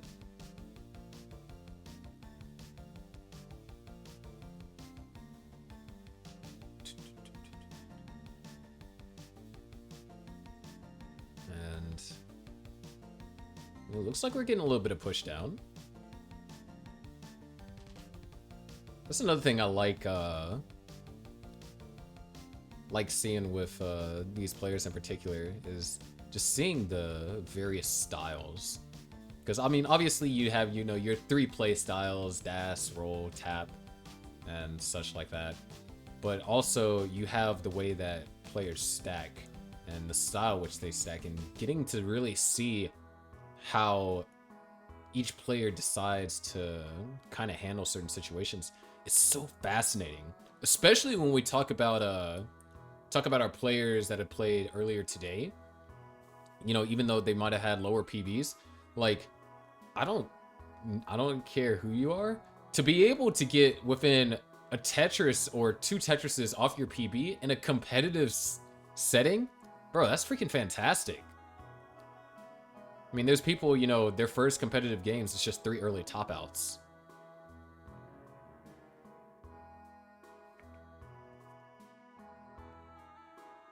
But so far, we're not getting any early top outs in this game.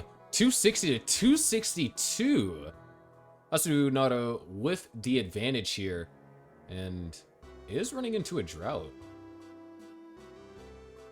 Able to find the long bar, hold on to that lead.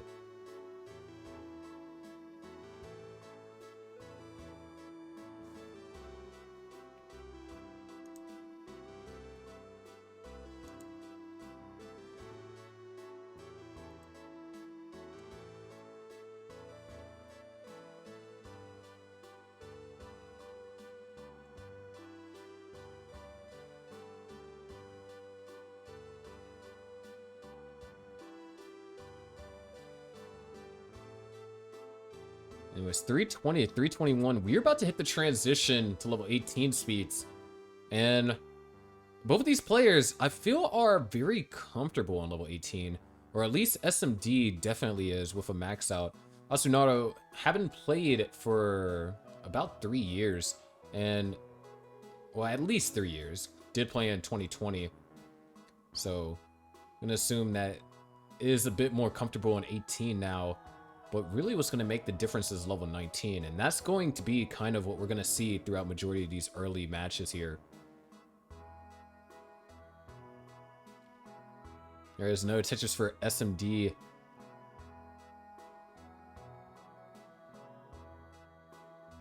And there it is, 367 transition for Asunaro. This game between both of these players is phenomenal. And, oh, wow. Oh man, that's so tough. Oh no, the overshift. I think that's gonna unfortunately be it. Asunaro is gonna top out. That S was really sinister. That's unfortunate. Now, you can kind of see a sigh of relief from SMD there, because SMD was being pushed. And I think that's, you know, the best kind of Tetris, being pushed to perform.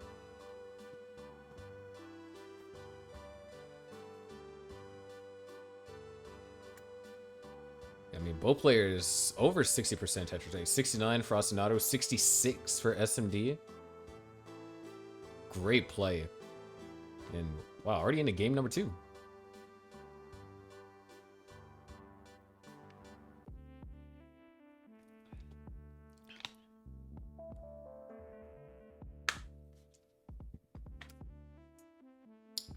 You know, all of these players are getting stacked on level 15. Ooh, that's a triple.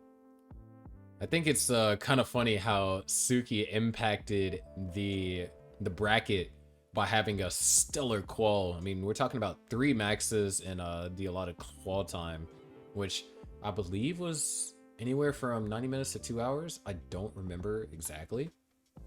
But because of Suki Suki having a qual like that, what ended up happening is now Corion, Green Tea, and SQR all ended up in the same bracket. Whereas, you know, Corion, who you might have expected to be the top seed. Well, hold on one second before I get back into my bracketology talk. SMD, Dirty Tetris, and the World Transfer.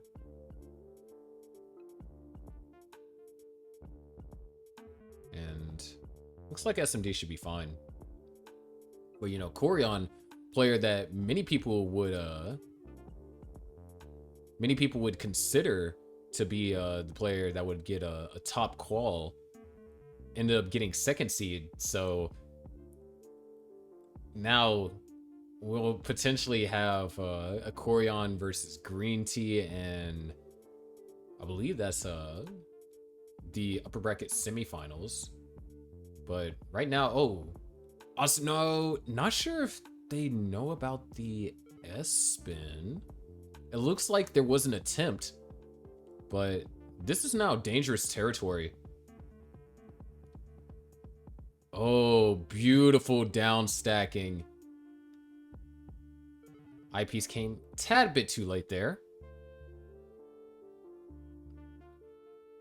Wait, are we gonna? No, not gonna go for the.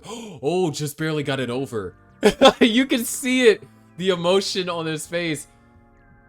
He was like, oh man, that could have ended bad. And speaking about ending bad, SMD is in trouble. Wait, no way. Oh, the eyepiece, the timing is sublime. Both of these players escaping the jaws of death here. What the heck? Oh, the down stacking is insane.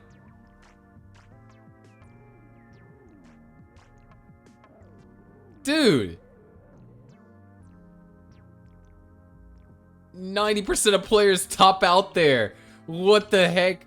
That was phenomenal. Asunato with the lead though.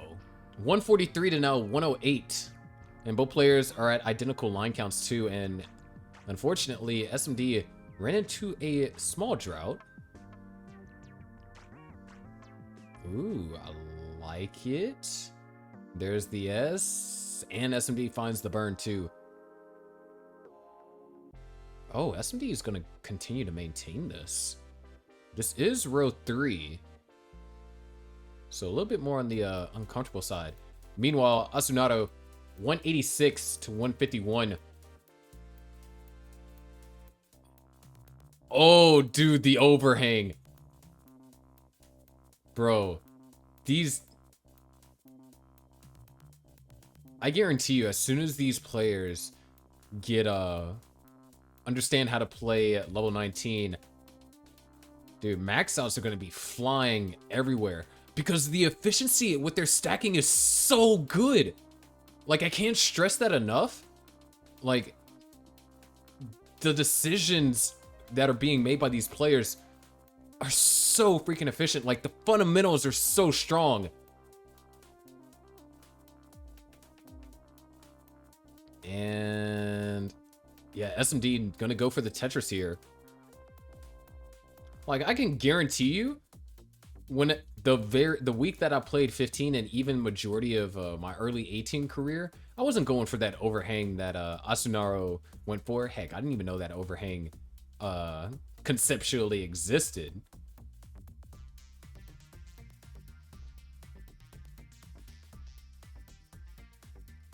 The fundamentals of almost all these players is just off the charts. 268 for Asunato. Really strong game here. And actually, we're about to hit level 18. And SMD, not the best board. Transitions at 190.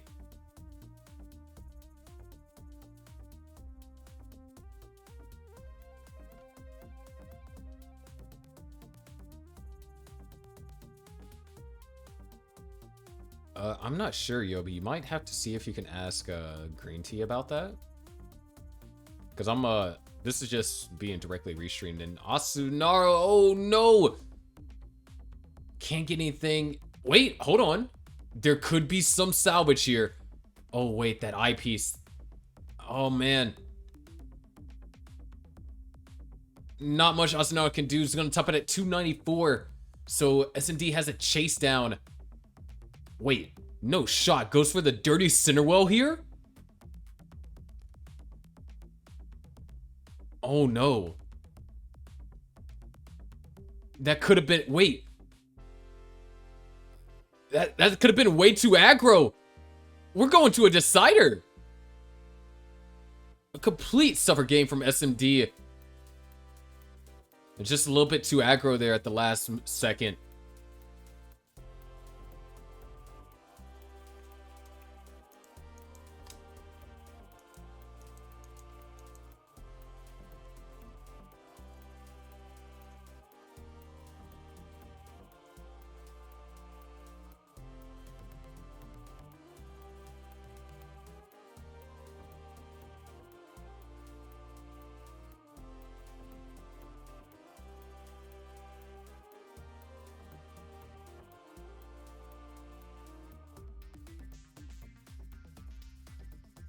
All right, but here it is, the decider. We're getting a lot of deciders, actually. I think half of our matches so far have gone to a decider.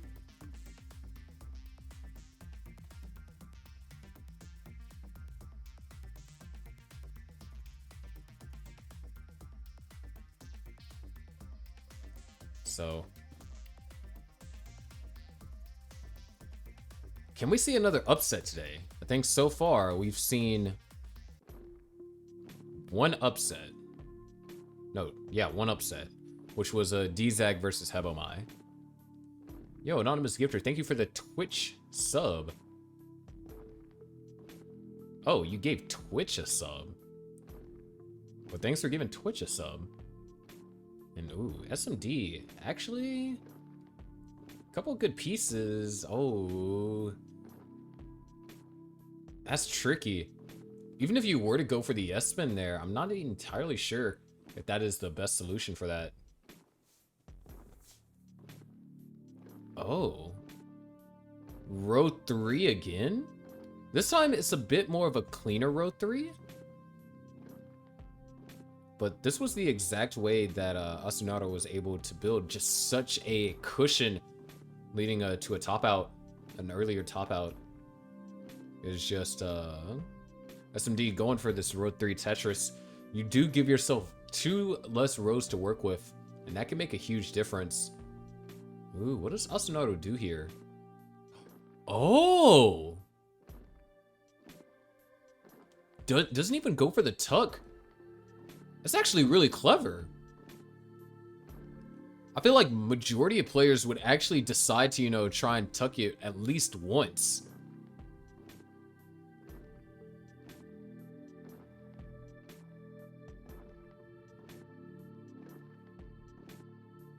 $125 to now $122.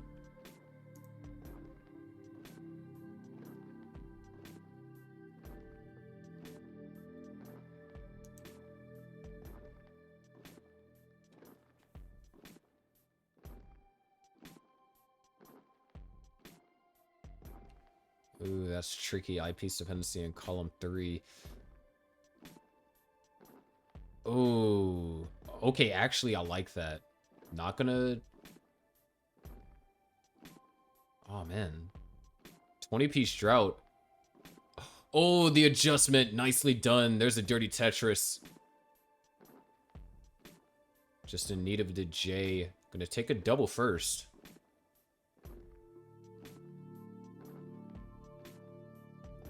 And SMD with a center wheel here in column 4. And Asunaro's clean. And gonna go ahead and take the triple.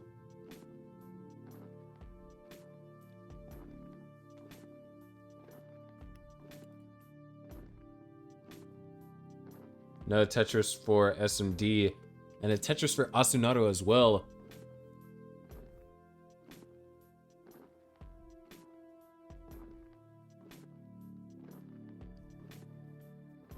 And it looks like SMD is going to be able to, well, not anymore. Hold on.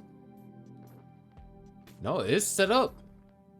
Oh my gosh, that's insane. Dirty Tetris and a perfect world transfer over there for SMD.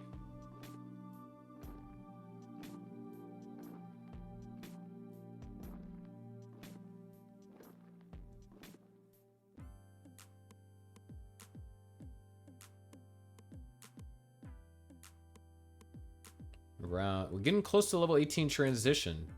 Or, well, level 18 speeds, rather. And we've seen that both Ostinato and SMD can play on level 18. One thing we haven't seen too much of is level 19 play.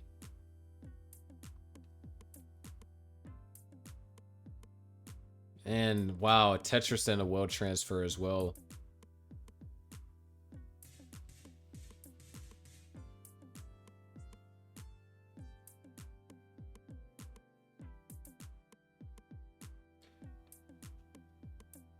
Okay, actually, I like that play. It might be on the conservative side, but when you really take a deeper look at it, you know, you're about to transition to level 19. Any other placement, and your board is... Dude, Ostinato's fundamentals is actually... It's kind of ridiculous. Especially when you're talking about from a competitive standpoint. Like... The guy is insane. There it is, 324 transition to level 26, and 332 transition to level 26 for SMD in the midst of a 30-piece drought. Dude, it's confirmed. If you play on the left side, you're cursed. Oh my gosh! The 40-piece drought! The 40-piece drought! Oh my gosh, no way!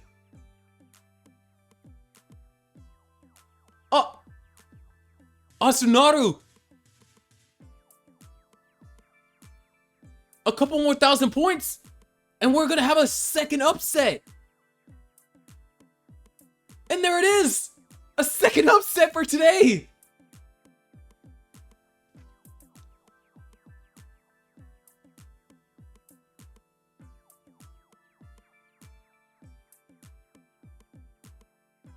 Dude!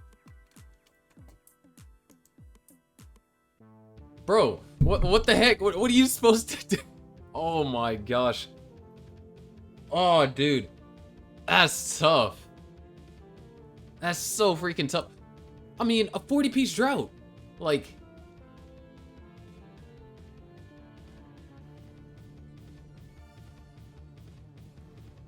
Man. Not too much that you can do. But they do have the bracket pulled up right now, so let's take a look. It looks like we'll have Green Tea versus Londom up next, I believe. Dude, what the heck is this lower bracket, though? SMD versus Yanabo. D-Zag versus HR.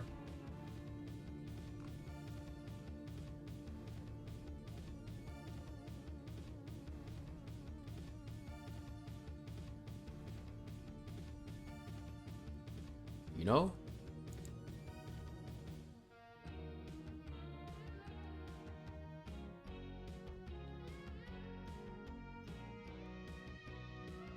I could totally go for some ramen right now.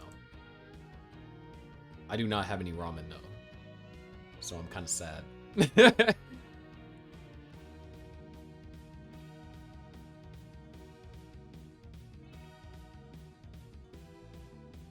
I used to have like... I used to have a nice little stock of ramen. And unfortunately, they like stopped the store that I bought it from. They stopped selling it. But, ladies and gentlemen, one of the moments you've been waiting for, green tea is here.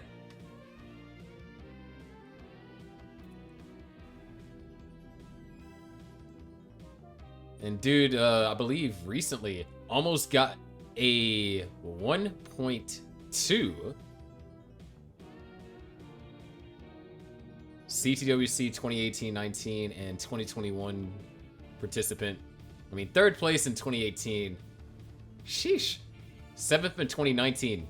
Also sheesh. And then making it into the bracket in 2021, that in itself is crazy. Whoa, he's a Beat Mania player? Yo, that's so cool.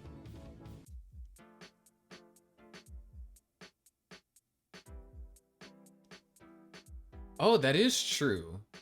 Is Green Tea gonna DAS? Because I know he recently he's been playing he has rolled, but he might be DASing.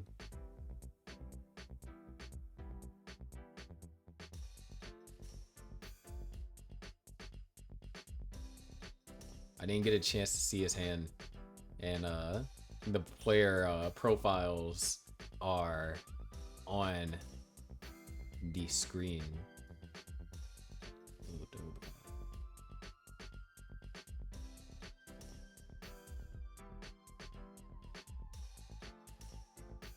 Wait. Alright, I see no glove. So yeah, he's probably rolling. Unless he's using the fractal lotion method.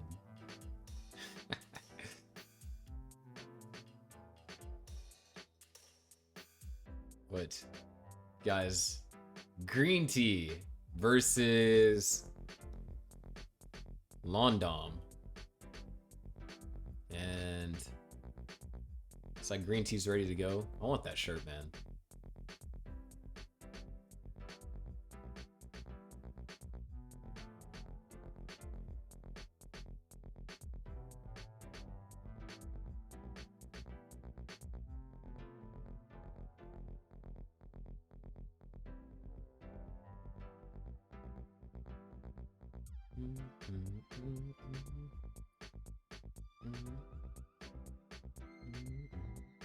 All right, here we go. Low 15 start.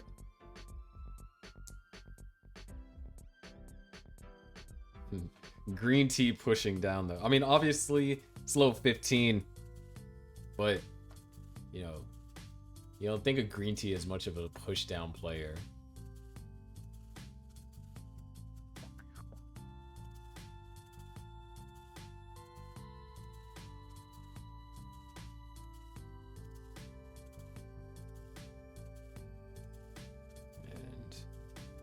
Oh, wow. Last second adjustment there.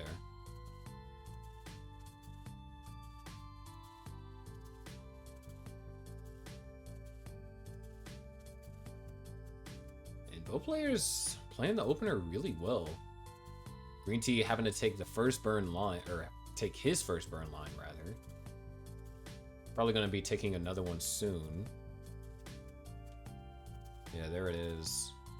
Forced it to go for a skim.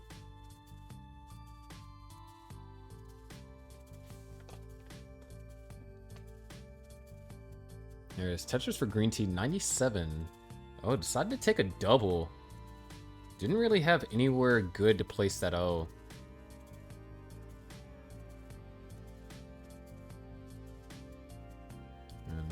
Couple of tricky piece sequences over here for Green Tea.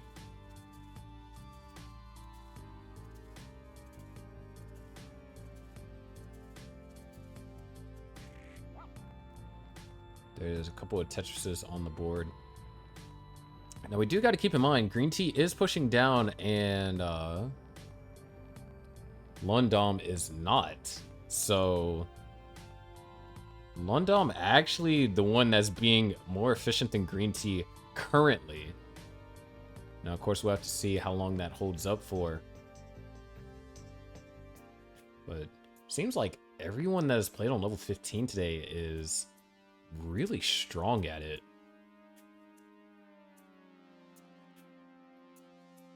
And tricky pieces here for Londom.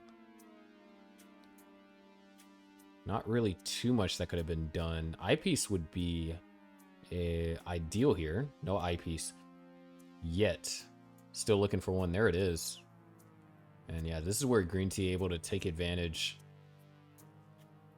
Or at least it would seem that way based on score. Great timing on that eyepiece.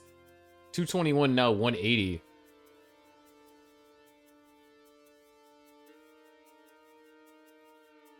There is Tetris 241 now.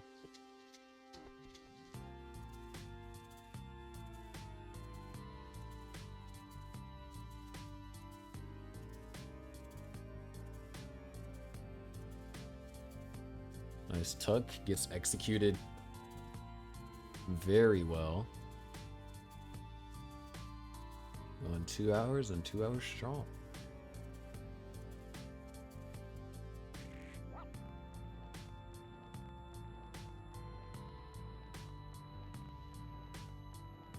And green tea, oh, goes for the double. Then decides to go for the single burn.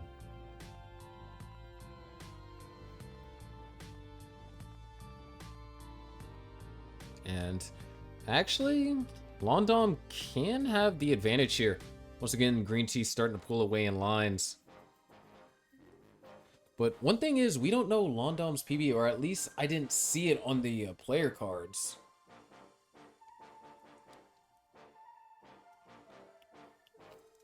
So, we don't know how the 18 speed play or the 19 speed play could turn out.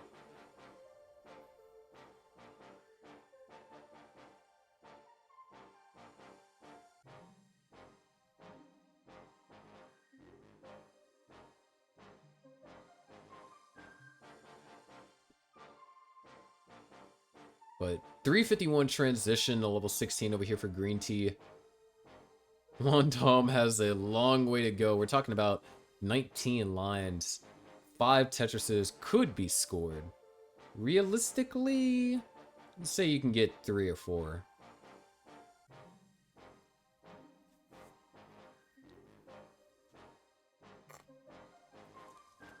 Wow.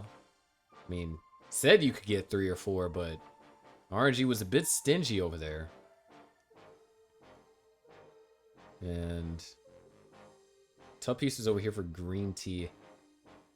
Still finds a way, gets cleaned up really quickly. And knocks down a Tetris.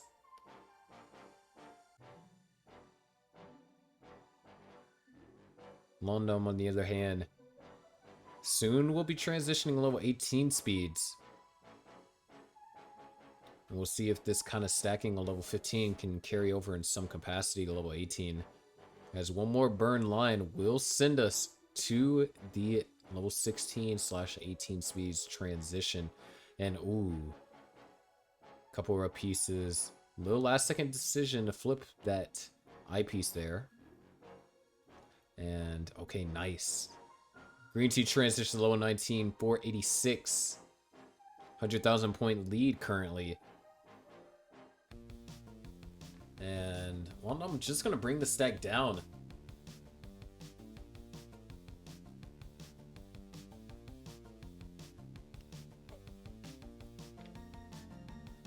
Green tea, dirty Tetris there, 540. Great game over here for green tea so far. Londom, 9 lines to go till the transition. And Londom actually, so far I'm noticing a lot more rigid stacking here.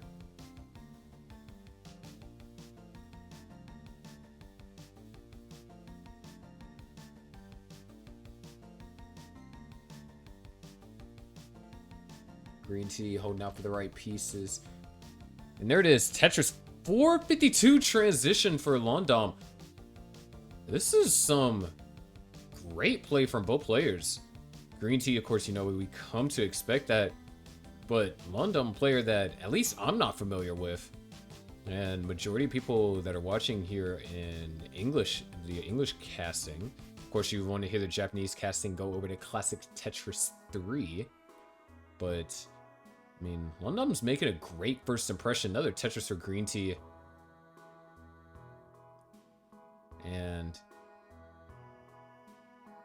is there a way to see what Londom qualified? Oh, wait, center well set up. And couldn't get the piece all the way over to the left. Londom tops out at 465. Green tea is good for game number 1. really strong performance. I want to see if I can find the qual scores.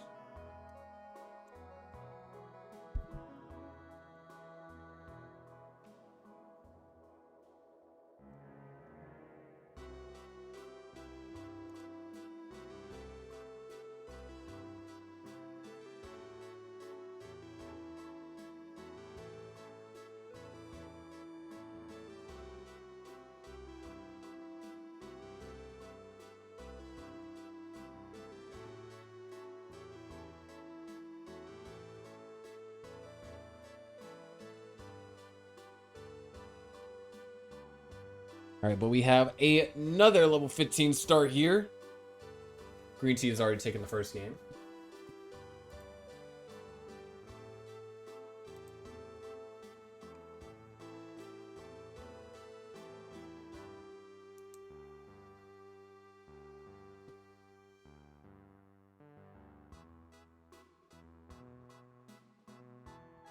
You know, it's probably London B instead of London.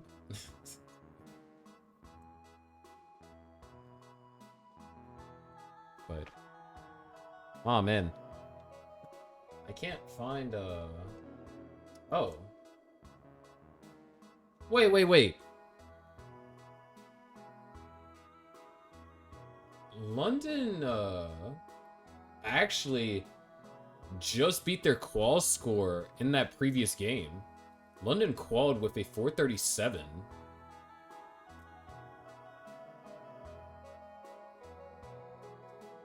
So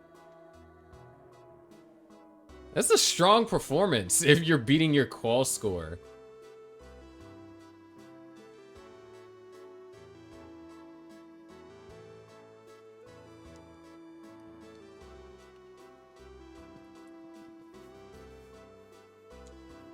And looks like Green Tea is slowed down on pushing down as well.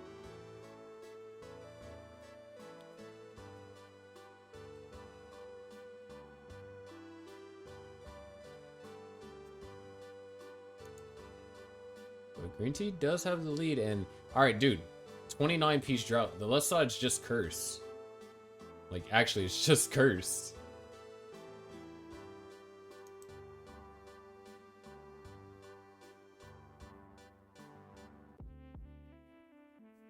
Yeah, if you look on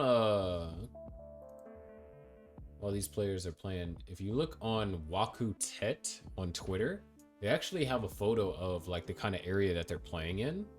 And it's actually so cool to see, you know, all the different setups they have. A couple, you know, NESs and such. I think it's pretty cool.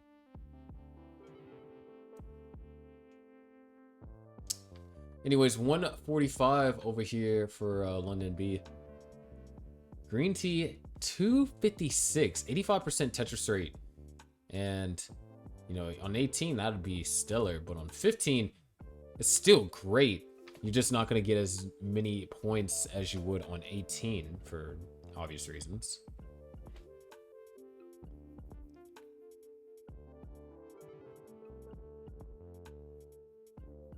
$277 now, 170.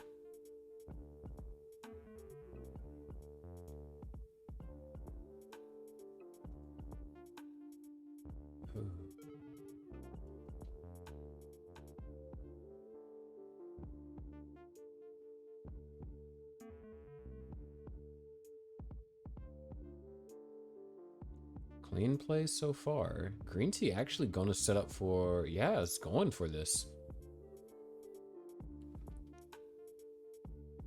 I mean, oh, wow. Tough pieces. Opens up the well real quick. And tough timing on that bar. Green Tea playing with a little fire. Manages not to get burned. There's the Tetris for Green Tea. 341 and now 232. Green Tea will be transitioning in the next 11 lines.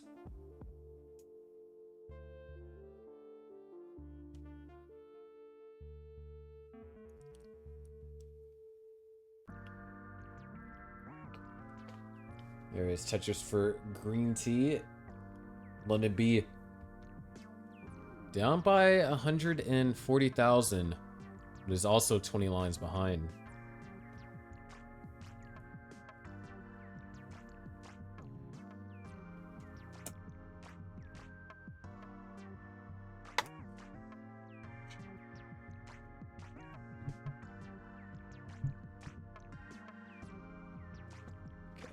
There we go.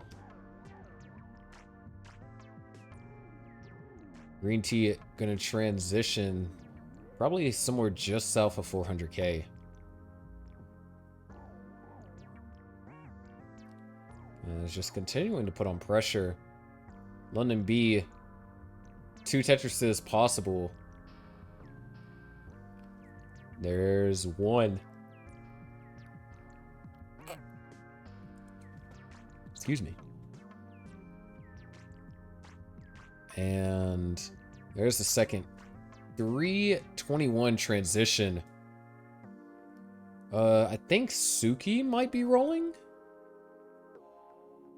I think that is the only player that would potentially be rolling. We've seen quite a few hybrids and a couple of hyper tappers as well. Of course, we have your Daz players like Green Tea and SQR.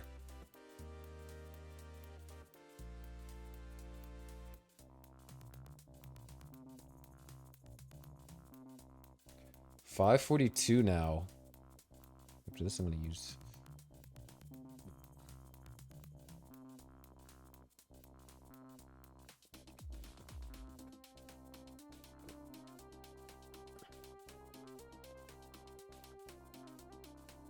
Green Tea, amazing game here.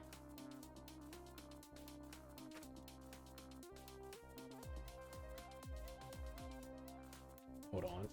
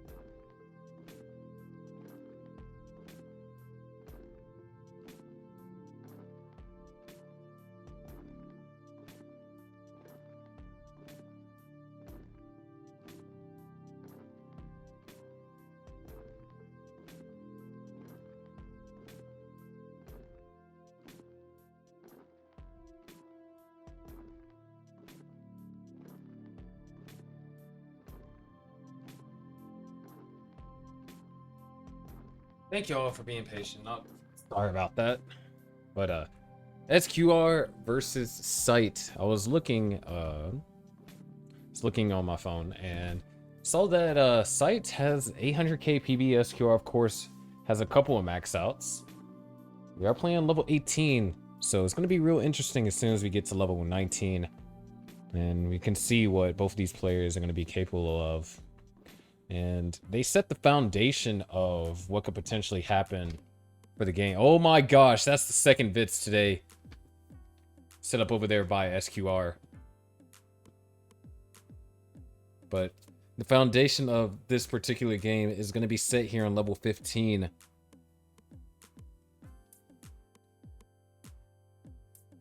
And the thing about level 15 starts is that you got to be very careful. You want to be able to stay kind of close to your opponent, because a 100,000 point lead on level 15 is vastly different than a 100,000 point lead on level 18. Level 18, you just need to score 4 Tetrises to catch back up to your opponent. Level 15, you got to score a bit more than that, and it's easy for your opponent to get in a 20 line burn and for you to kind of make up that deficit. As soon as you start talking about needing anywhere from like 32 to 40 lines in order to make up a deficit that your opponent has to get into a dig or be droughted for, and then you start kind of looking at things that are very unlikely. So being as close to your opponent in level 15 starts is very important. And speaking of close, things are in SQR's favor currently, 222 to now 182. Both players experiencing a drought. Sight gets the long bar first, and SQR only has to wait for a couple more pieces and gets one shortly after.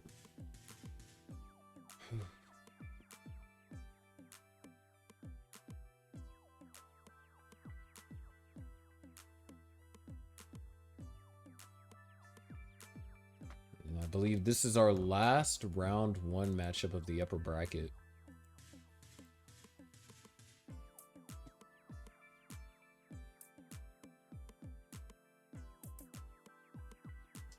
Well, no, we have one more. I take that back. We still have Suki and 613 to play.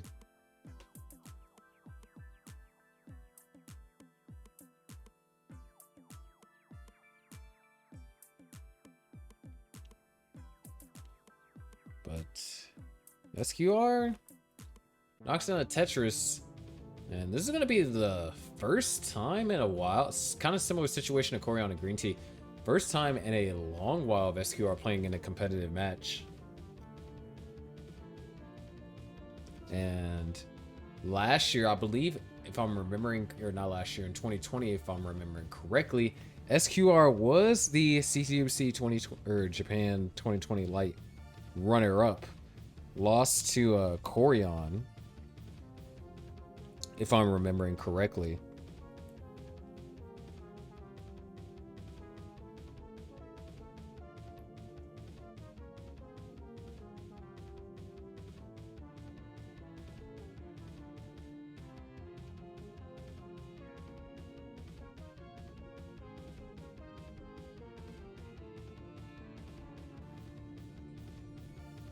SQR is going to transition, and the mid 300s missed it a little bit, but that's fine. Nice Tetris there. 413 now, 332. Sight will transition on the next Tetris line clear, or a triple. Either or works in order to make it to transition. And yeah, 339 transition over here for Sight. And SQR almost 100,000 point lead, make that 117,000 point lead. It is ahead by 2 levels, so do keep that in mind.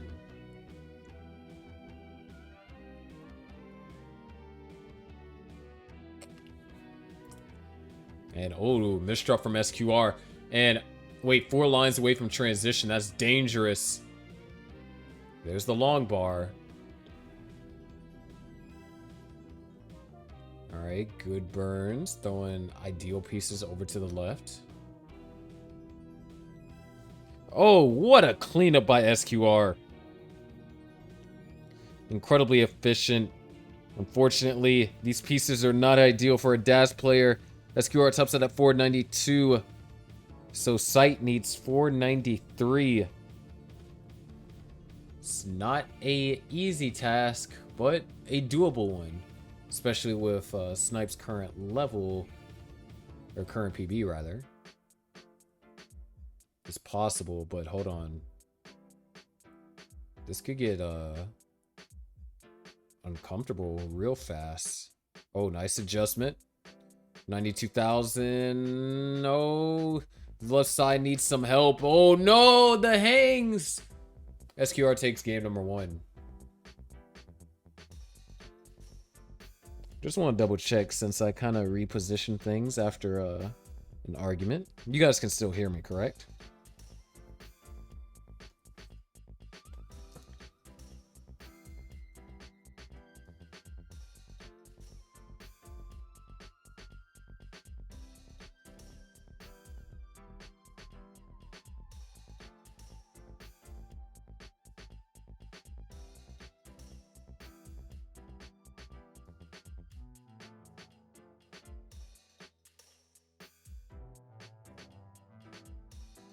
All right, we got it ready from both players. Well, both players are already off, not necessarily ready from them, but they're already off and starting to place their first few pieces down.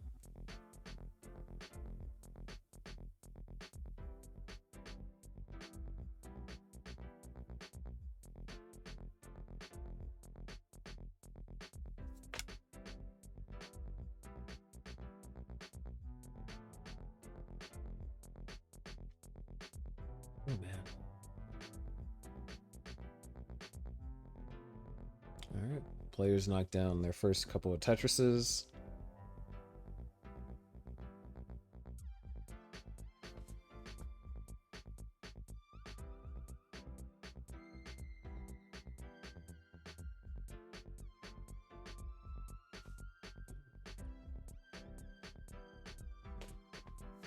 Sight getting up a little bit high.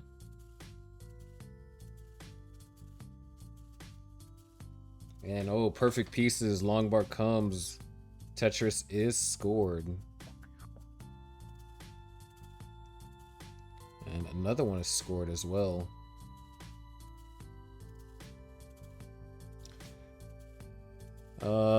There is no patch actually. This is a OCR. So everyone in this tournament is playing on the original NES. But the reason why it looks so clean and you see the Tetris rate is because of this thing called Tetris Champs, which sharpens the blocks and also provides like score differentials, Tetris rate, drought counters, etc. So this is mostly the game in its original form. I think the most that it would be modified would be Game Genies put on the games so you can see scores past 1 million here in competitive. But other than that, yeah, it's original NES carts and capturing directly from the CRT.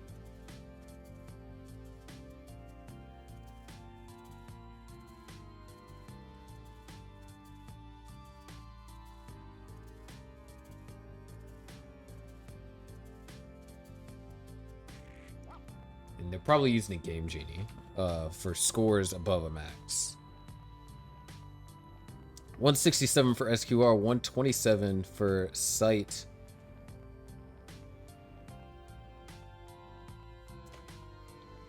Nice little couple of Tetrises over there for Sight.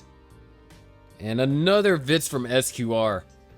SQR has gotten 66% of all Vits that have been executed today.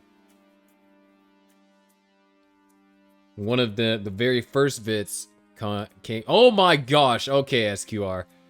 That's 3 Vits. This guy is going crazy.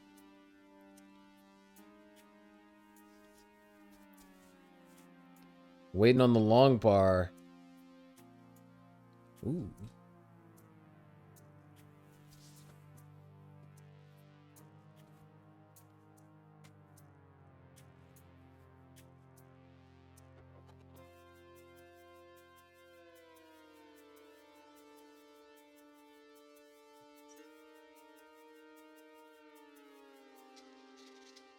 SQR kind of fighting for the long bar to be used to score a Tetris here.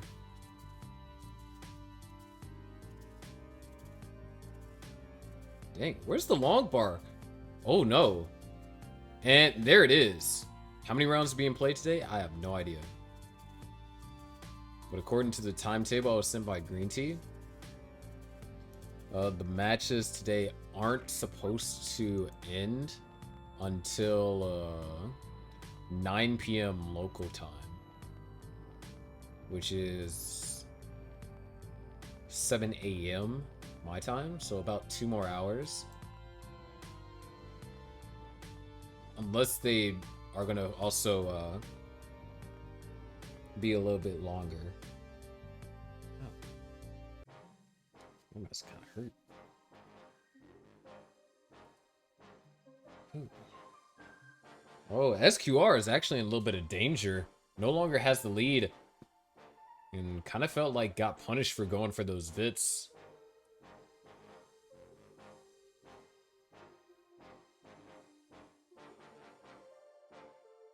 Oh my gosh, the dirty Tetris setup. And no, SQR lost Das. Oh, the didn't rotate.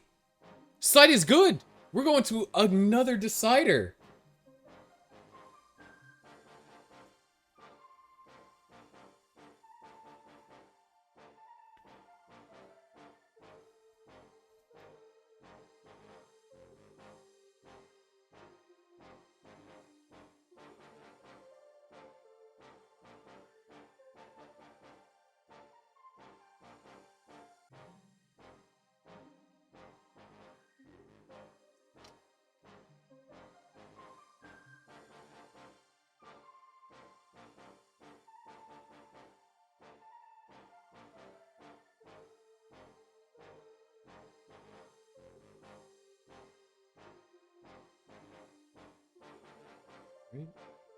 Looks like they're confirming.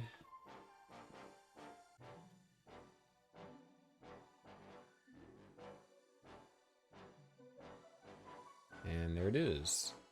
Nice little synchronized start.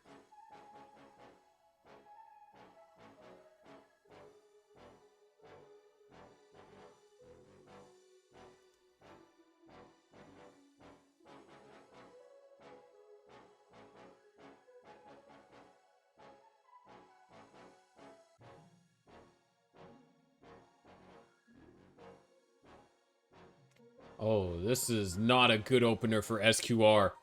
Oh no. SQR needs the eyepiece. Needs it right now. And a top out with only a single burn line. We have another upset. Sight is going to advance to play Green Tea.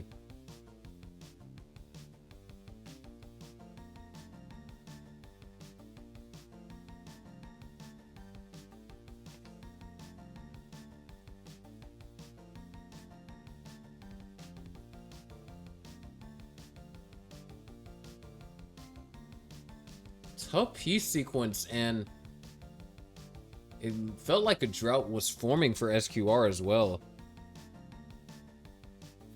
We were probably on like the 12th piece without a long bar.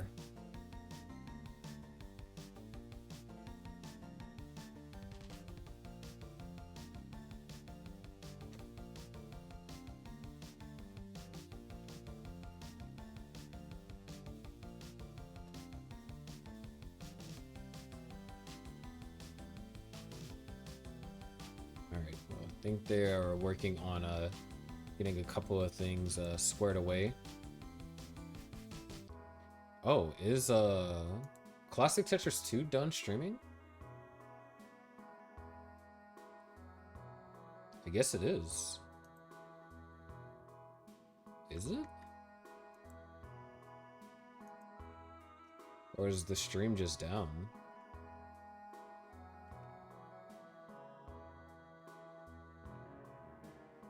Wait, why no raid then? Sag.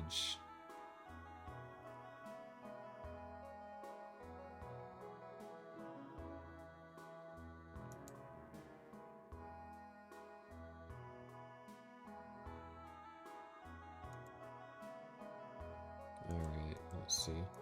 Well, here's the bracket. It's over? No, it is not over. We still have more matches to be played.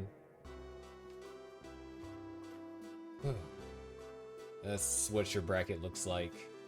I have a more full screen version here. Oh, that's far from over.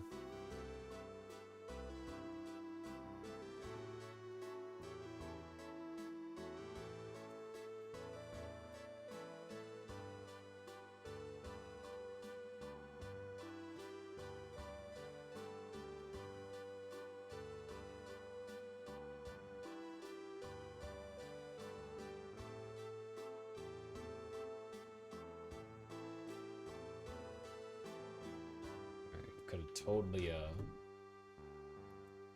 totally rated, but okay.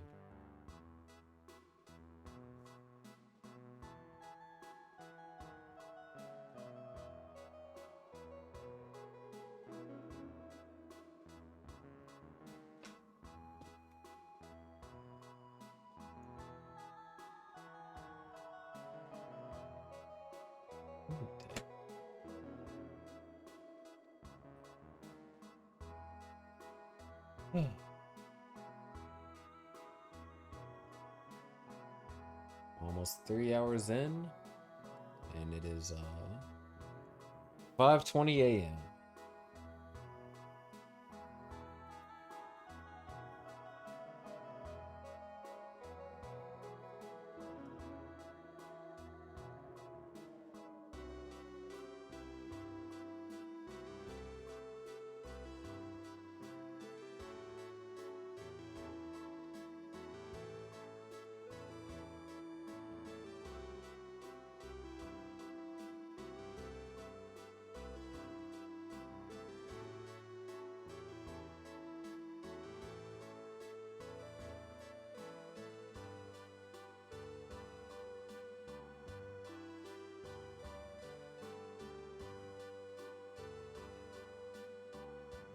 Shoot.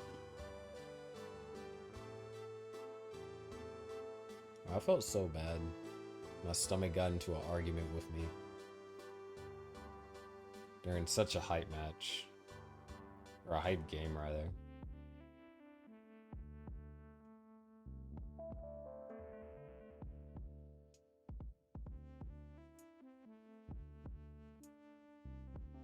Ooh, look, there's SQR.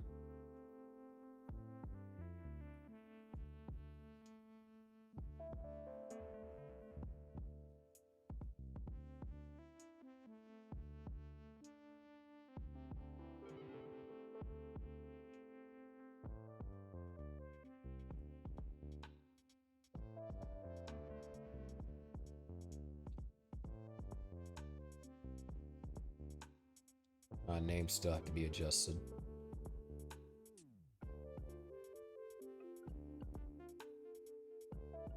Alright, our last match of round 1.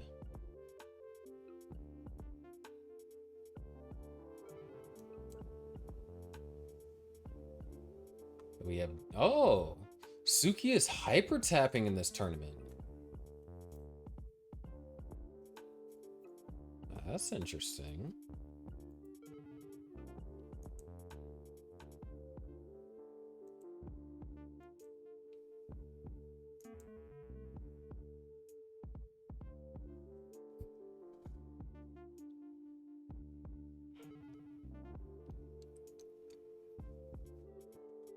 Almost with a 1.2 billion PB, so should be fun.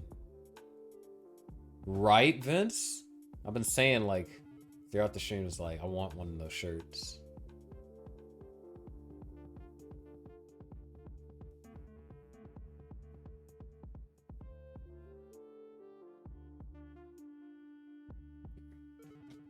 After this game, I'll fix me another drink.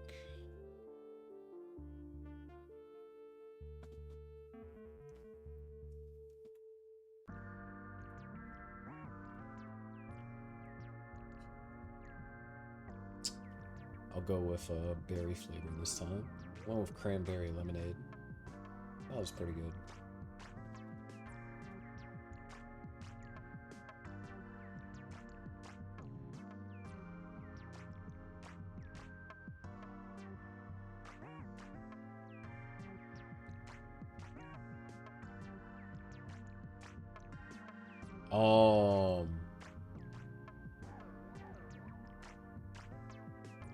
Calibration issue?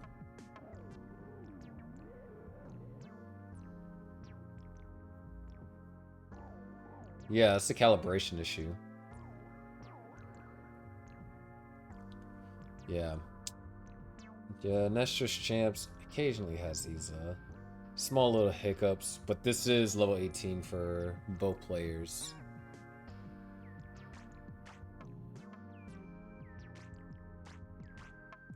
A little bit of trickiness here.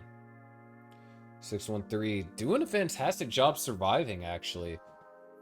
And able to bring the stack down almost all the way down to the bottom. And there it is. Tetris for 613.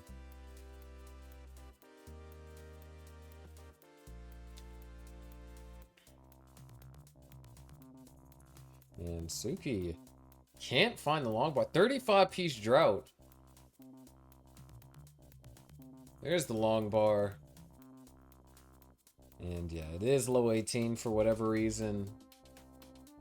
The thing is reading it as level 19. By the thing, I mean NES Champs. But it is, in fact, level 18 speeds, as you can tell by the value of the Tetrises. 74,000 for 613, 151 for Suki.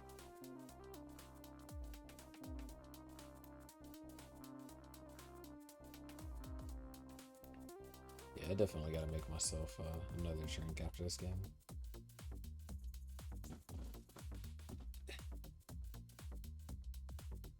Gotta fight the urge, man. Nice little tuck over there by Suki. And line spin missed. I like the approach though.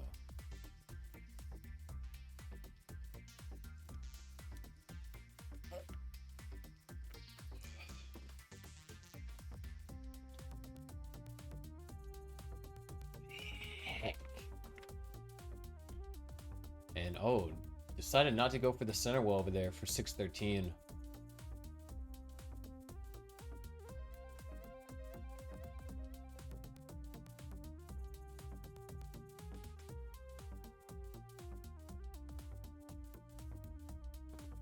That's good to hear.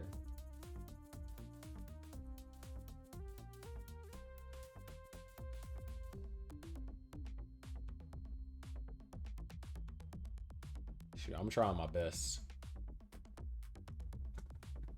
This is probably the hardest part of the stream. Around 3 hours in. Still got like 1.5 more according to the timetable I was given. Another misspin for Suki. Like, the solves are there, but the execution is lacking. However, has a 154,000 point lead.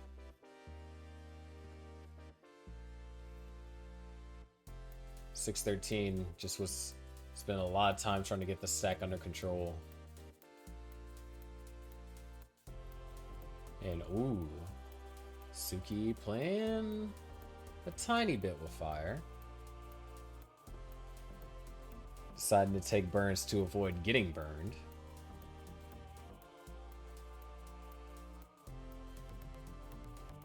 And 613 is gonna top out, so Suki is good with also a top out.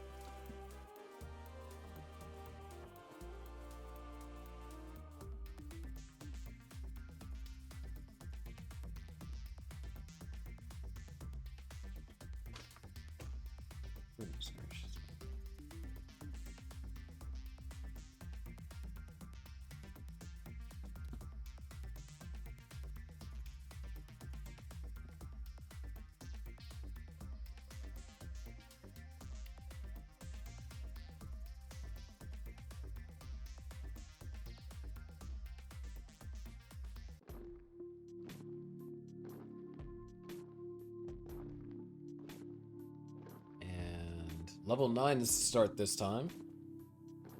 Lot slower. Then level 18. All things considered, 613 did pretty good on 18. Just had to spend a lot of time burning.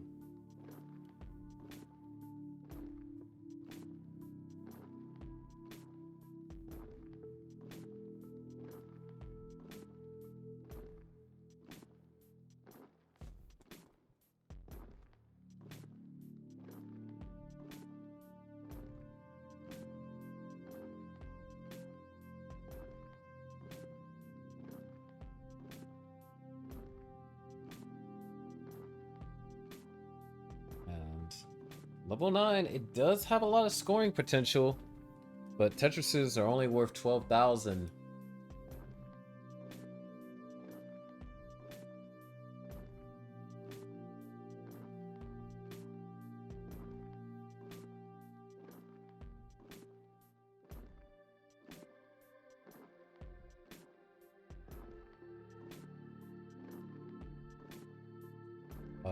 No.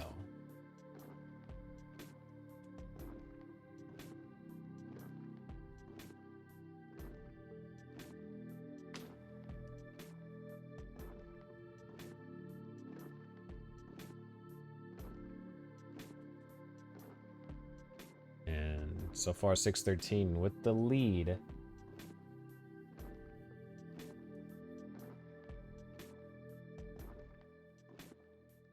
Run into a slowdown though. And Suki, clean stack.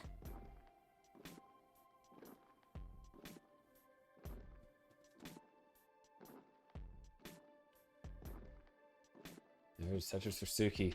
Down by about 2 Tetrises. But it's still early goings.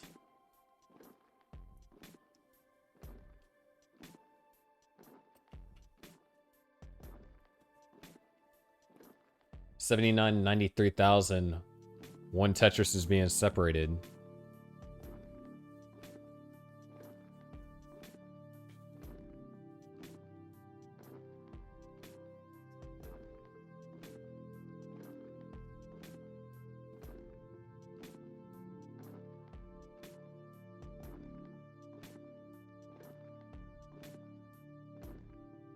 Where's not the most comfortable, dirty Tetris setup over here from 613, and oh no, might be forced to go all in. All right, there's the Tetris, and almost. Oh man, this is tough. More ways than one, but it's still surviving. What the heck was that?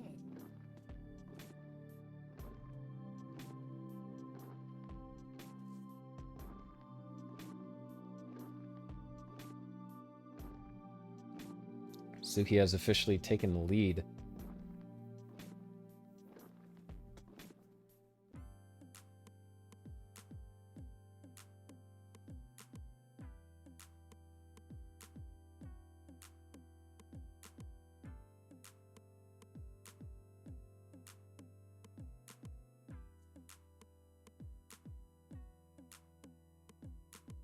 All right. Suki now 38,000 point lead. Nice column 2 Tetris. Dude, this is strong.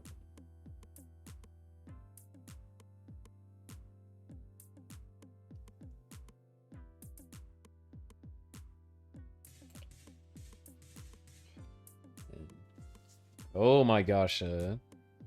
Slightly dangerous spire. Converts it into potentially a left well. No, sticking with the center. Well, off center, rather.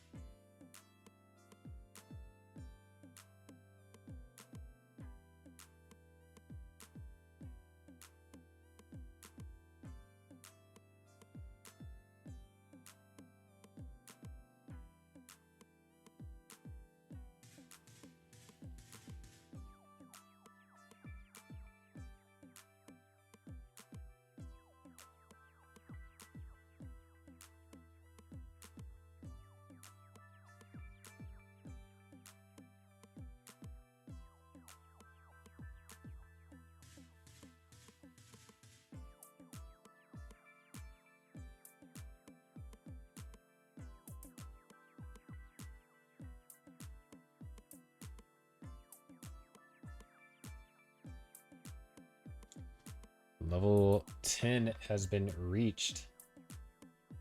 Yeah, after this game, I'm gonna take a small break.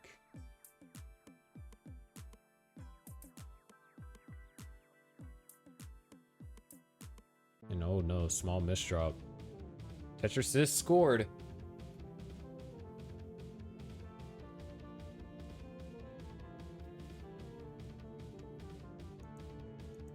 Oh heck. Hold on. Oh no, I did something to my computer.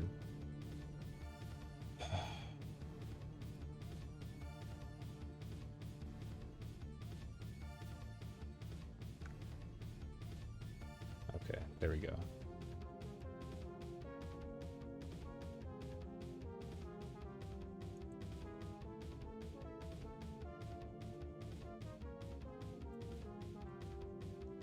And who's another tricky situation over here for 613. Can survive and is doing so, but is now down by 60k as Suki just continuing to play strong.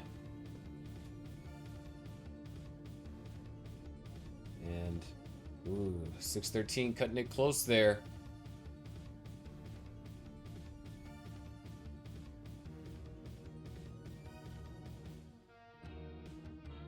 And so far, 613 making a valiant effort to try and survive, but a long bar needs to come.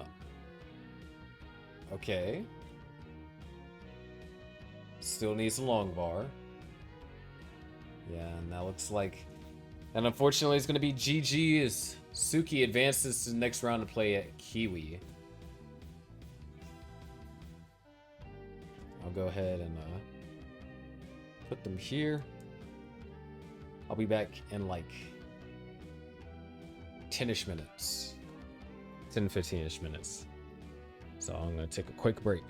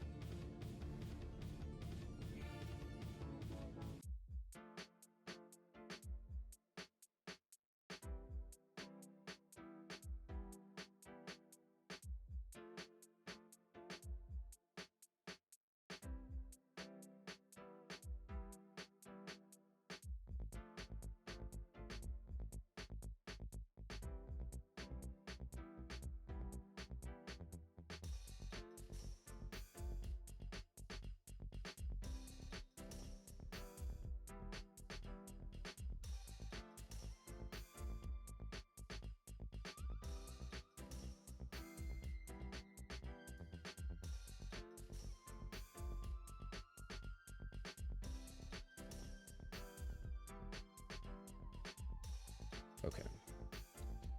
Well, finger's not swollen anymore. But yeah, it's painful.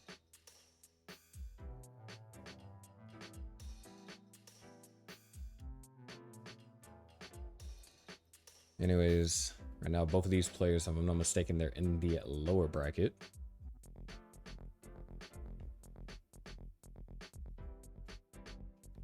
And Asunaro in a little bit of trouble here.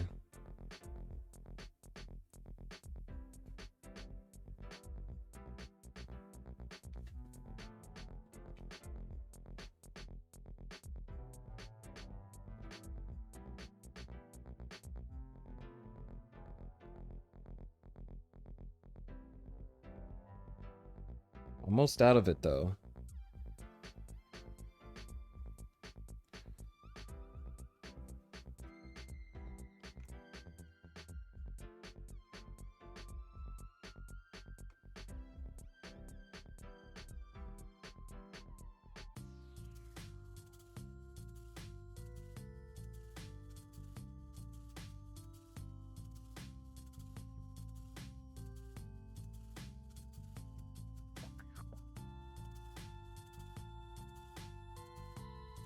Asunaro still trying to get the stack into a clean position.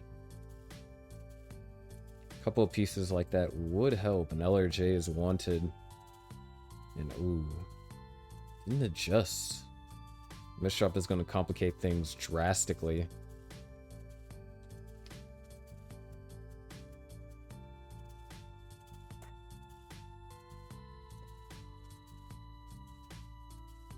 This piece is going to help out a lot.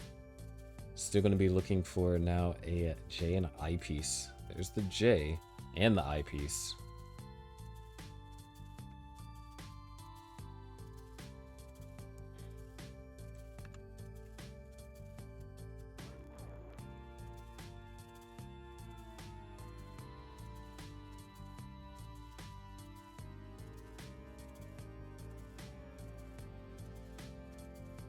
$243 to now $141, a little bit over halfway in.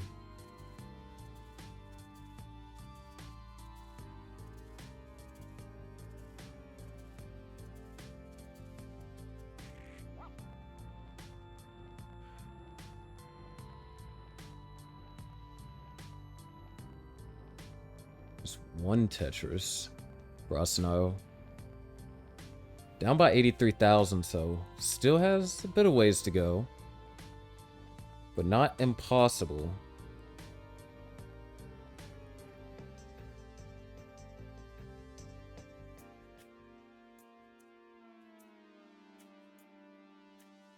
A lot of misdrops happening for 613 here.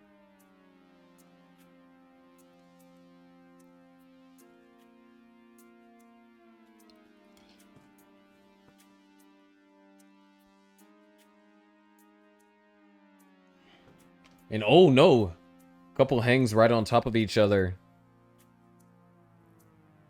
I think 613 is going to be done at 260. So Asunaro needs 261.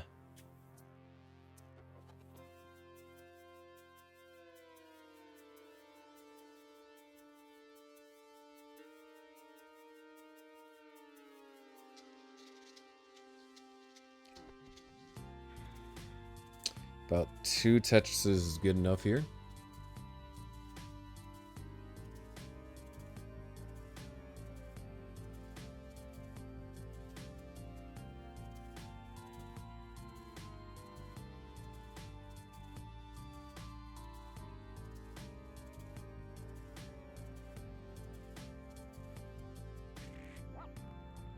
All right, 10,000 points is needed, and there it is. Asunaro takes game number 1.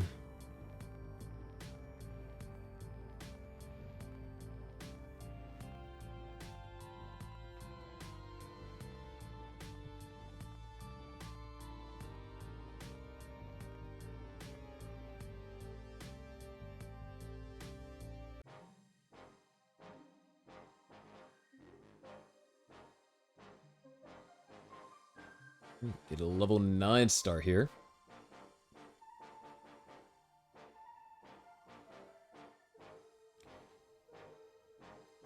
we saw level 15. 613 able to build up quite a lead. Almost, well, a little bit over 100,000 point lead. And fortunately, early top out gave Osanaro a chance to chase it down without having to worry about the pressure of level 18 or 19 speeds.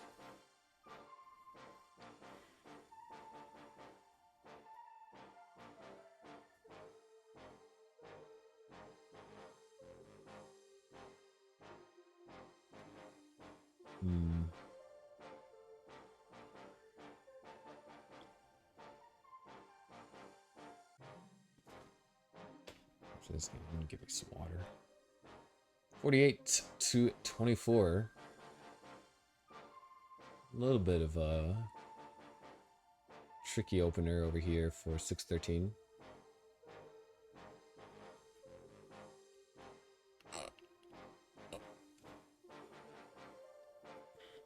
And 613 going for this column 8. Yeah, column 8.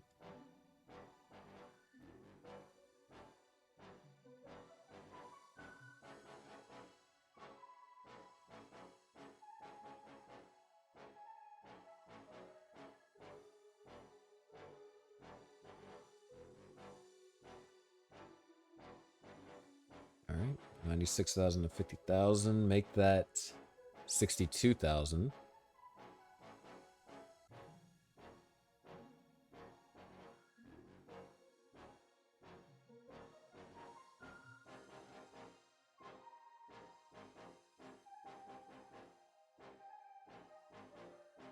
Ooh, that's actually tough. That is a really kind of tough Z piece to have to deal with over there for 613.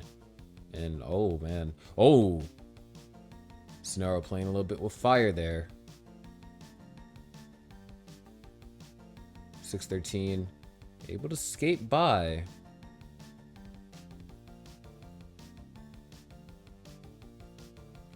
And decided not to go for the T-spin, or maybe tried to and missed it. Could have been a combination of either one of those two things.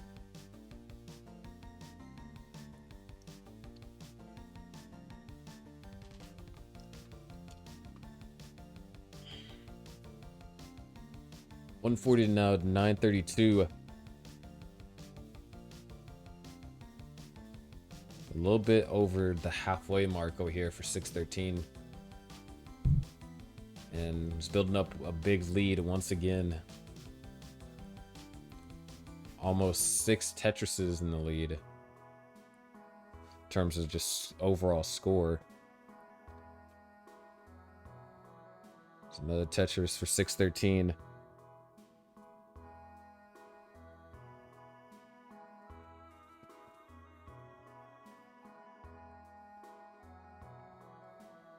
Sonaro at 111.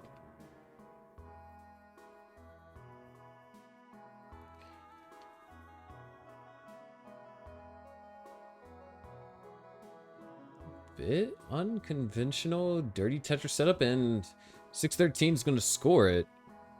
But now it is going to be long bar dependent. It gets it filled.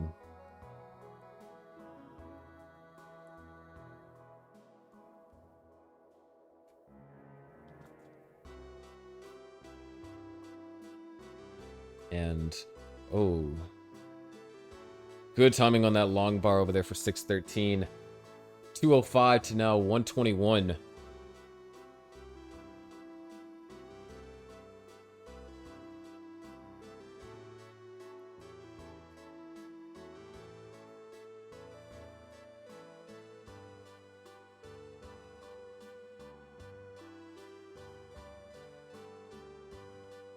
Oh, that's going to be a triple for 613. Has 7 lines left to level 10.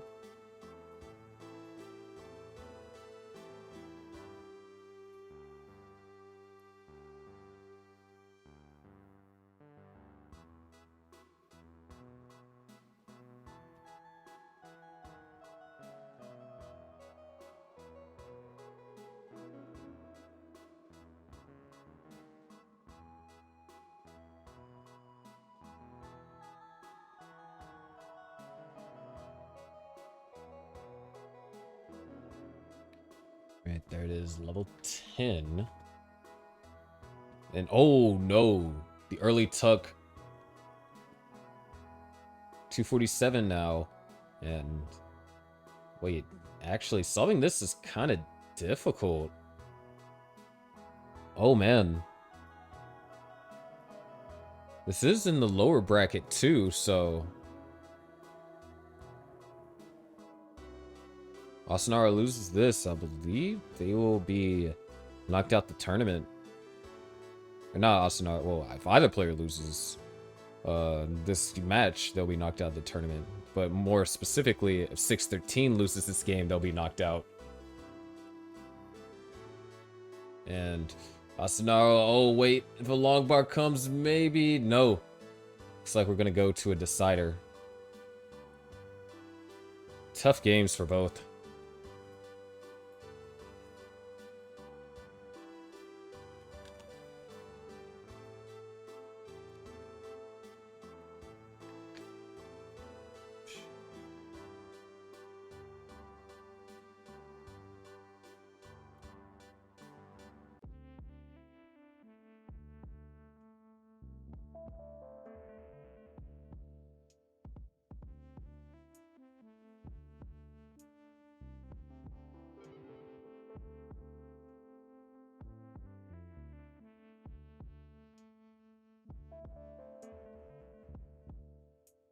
For the decider, we have level 15.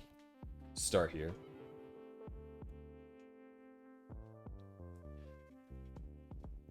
So a bit faster speed than the level 9 that we just saw.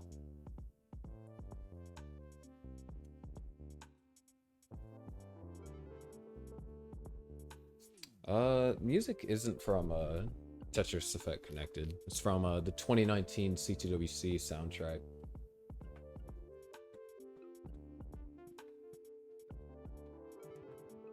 Ooh, 613. Actually, both players. Oh no! A little bit of adjustments, and unfortunately, Asanara's gonna have an early top out. And 613 is going to advance.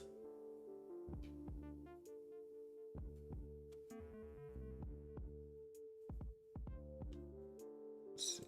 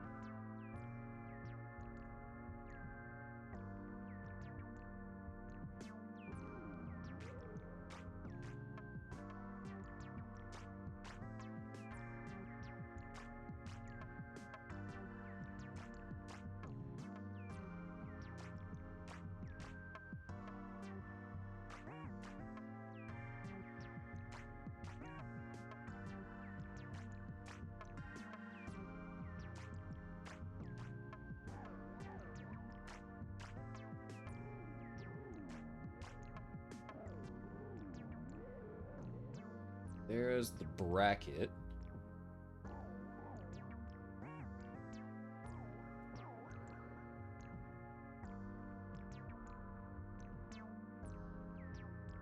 Oh man.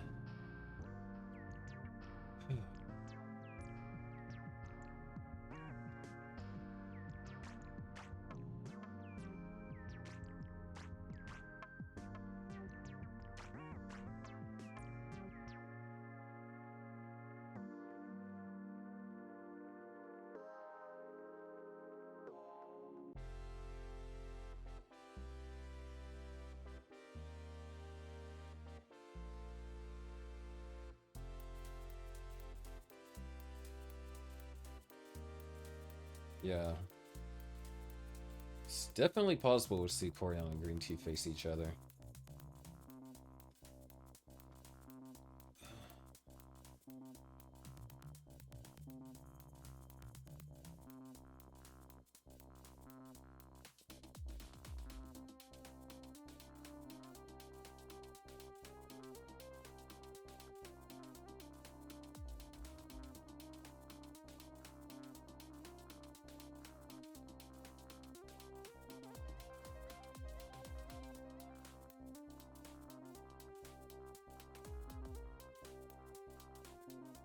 Right.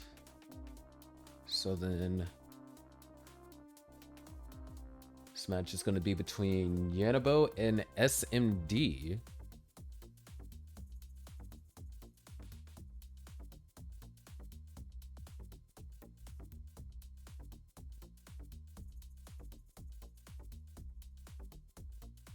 I don't think Corian and Green Tea face each other to CTWC.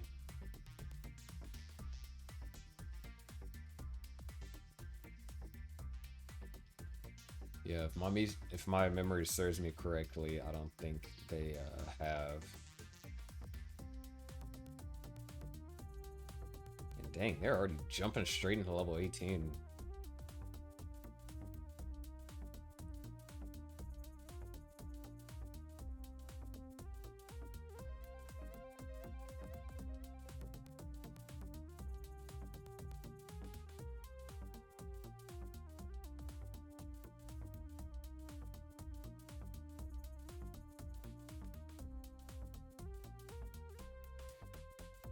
Great.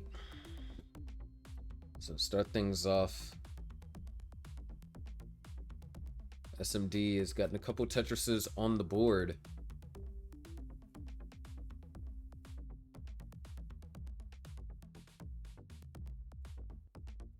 And, oh man, just a couple of tough pieces. Great eyepiece though. Yeah, the skill that is in this Japanese bracket is kind of insane, especially for players that are playing within the 400k PB range. Their playability, despite having a PB that's on the lower side, is actually insane. And oh no, S&D, a couple of misdrops. Yanabo might be able to kind of take advantage.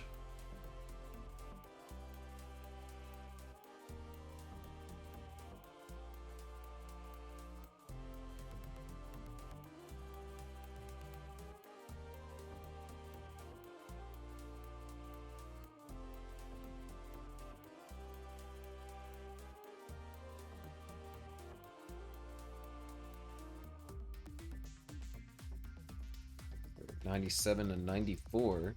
Both players control over the stack is looking pretty good. Very close though.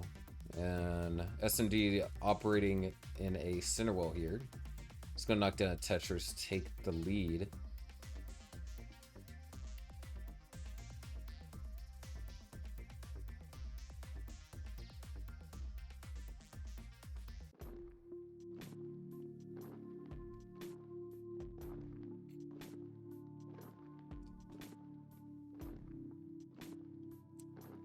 And Yanabo not quite in a position to score Tetrises.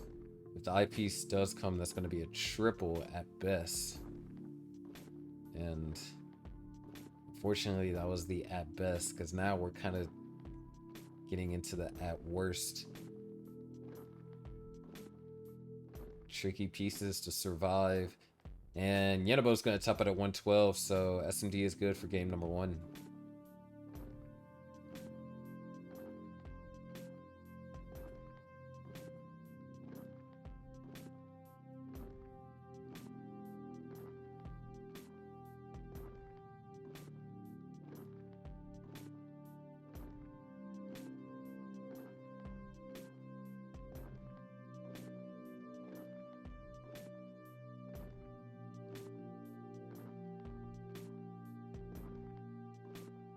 Level 15 start here. SMD, once again, this is in the lower part of the bracket. So both of these players are facing elimination from the tournament here.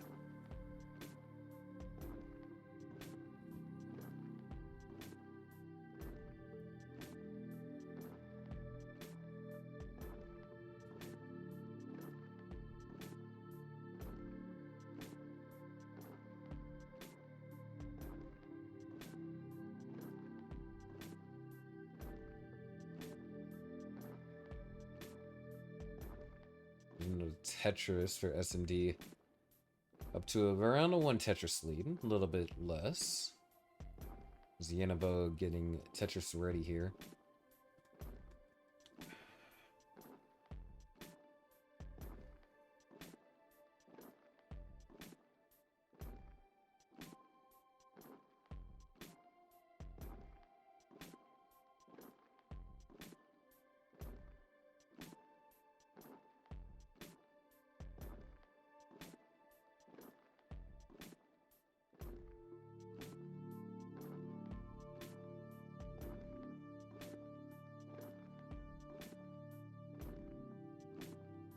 Alright.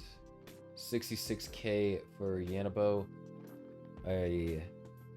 86k for SMD. Both players playing pretty comfortably here on level 15. Bit slower, so more maneuverability.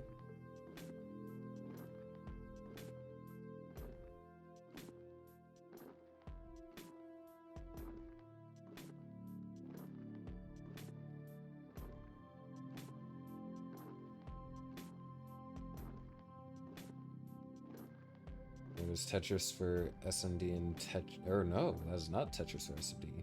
It's a Tetris for Yanabo though. SMD falls behind shortly and makes up the difference.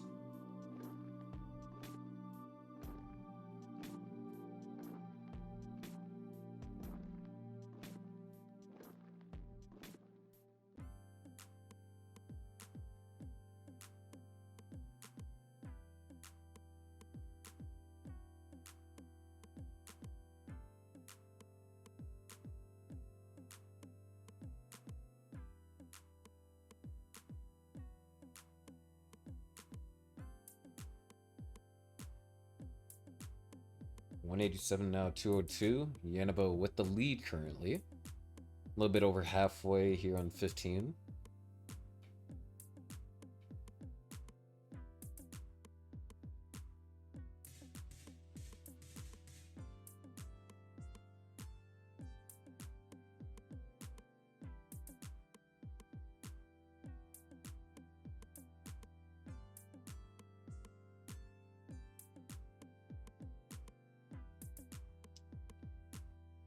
Both players clean. There's a Tetris for Yanabo and a Tetris for SMD. 228 to now 243. Around 2/3 through the level 15 pre-transition.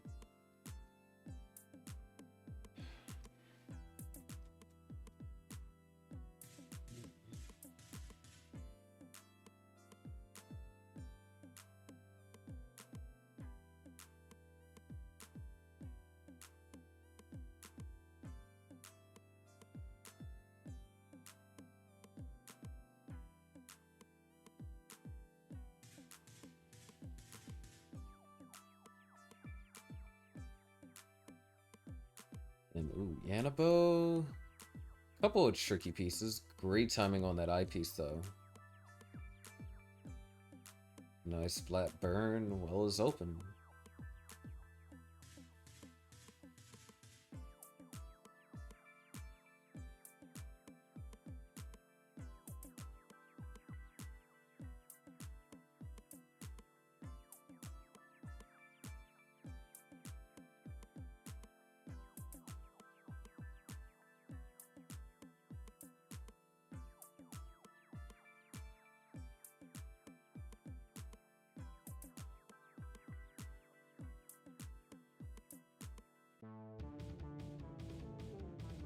$340 now make that 314 as we get closer to the level 18 speed transition here. Yeah, 368 level 19 start. Yanabo's trying to make a stand here, bring it to a decider.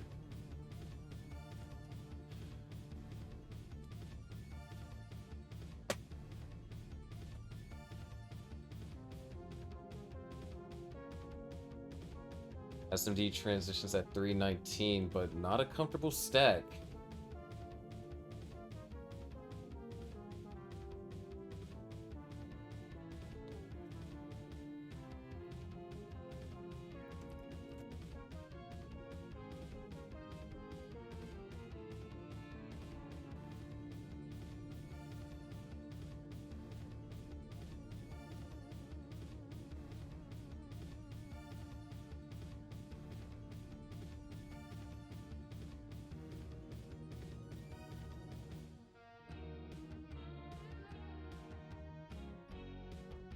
or needs to get under control over here for SMD before level 19.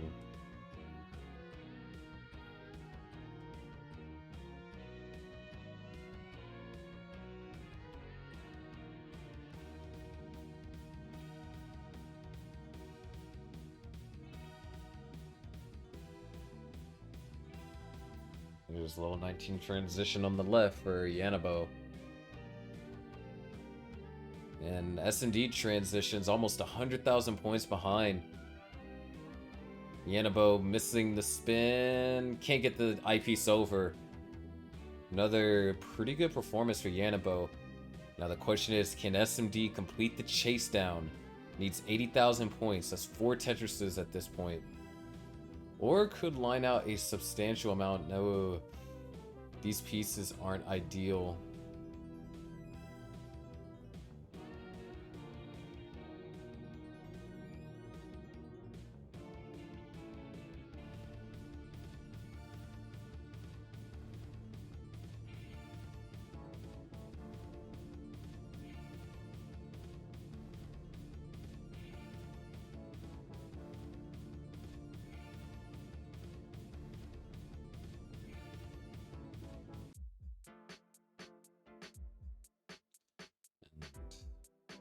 Looks like we are headed to a decider. Yanabo able to play just well enough.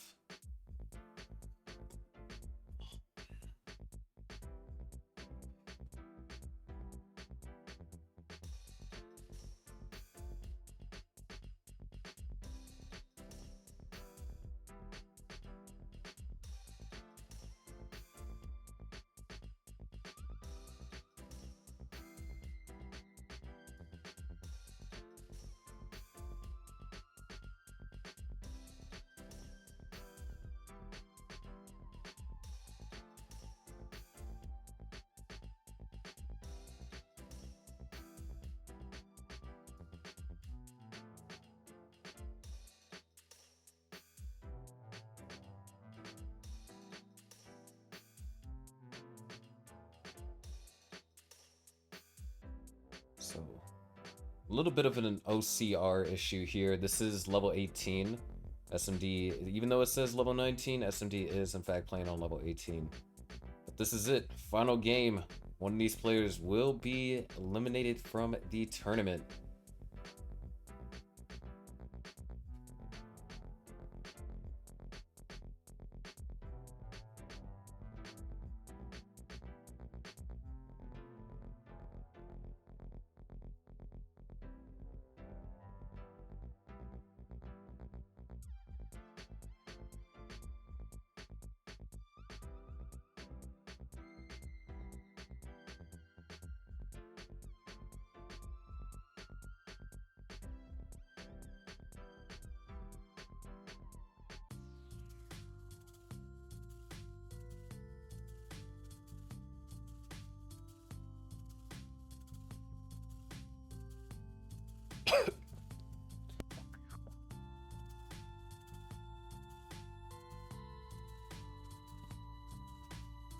Heck.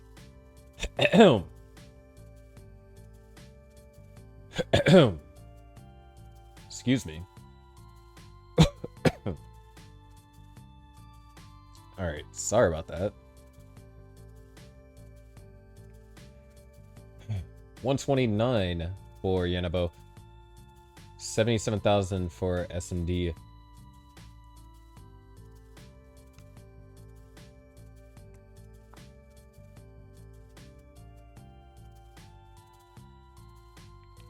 Oh, shoot.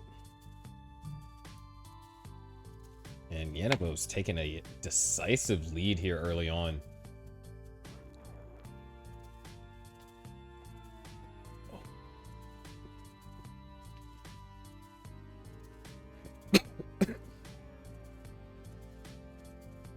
SMD does need to be careful. One wrong move up this high and...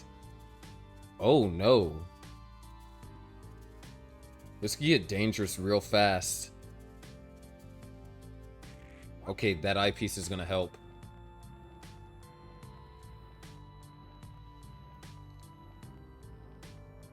Clean play. So, oh, the misdrop. It's gonna prolong things a little bit. And Yanabo's just playing so conservative. Couple of eyepieces gonna help. Needs another one. No, needs a J. Gets it all the way over. Great survival from SMD here. Oh, long bar dependency and a terrible Z.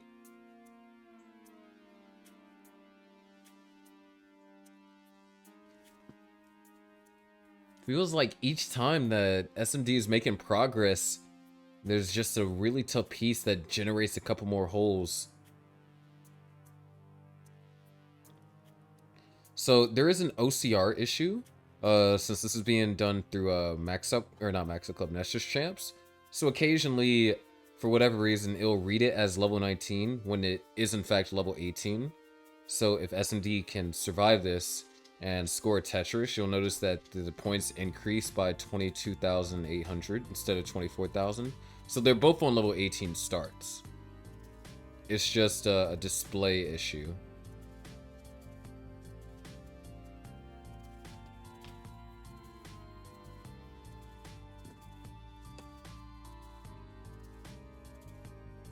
And this survival from SMD has been great, but huge problem.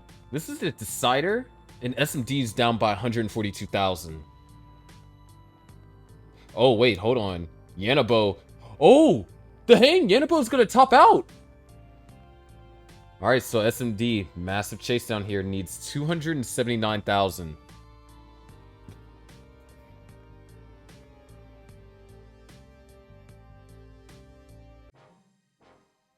Yeah, no problem. That is, partially why I'm here, what I'm here for.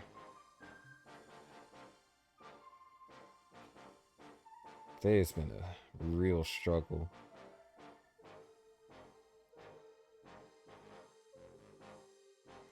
I'm about to crash for majority of, today. 7 a.m. right now.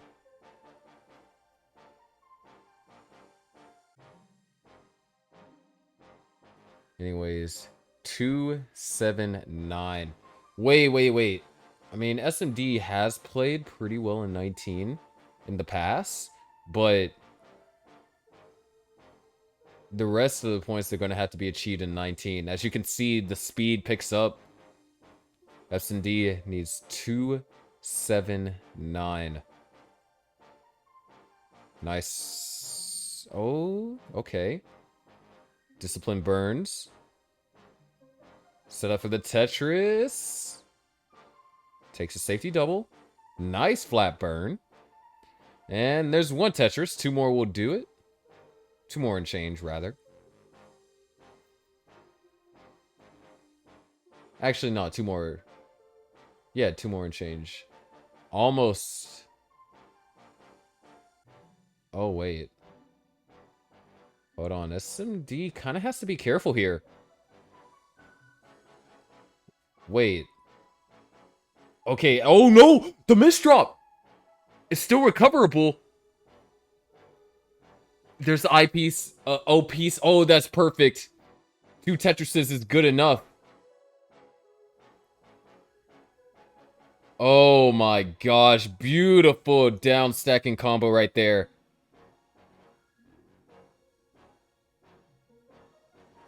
At this point, one Tetris will be good enough.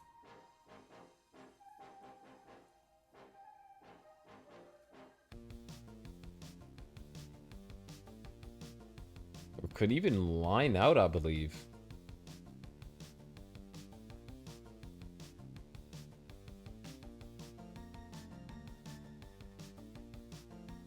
What a dig.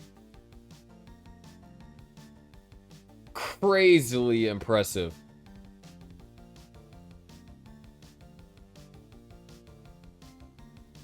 And there it is, a successful spin.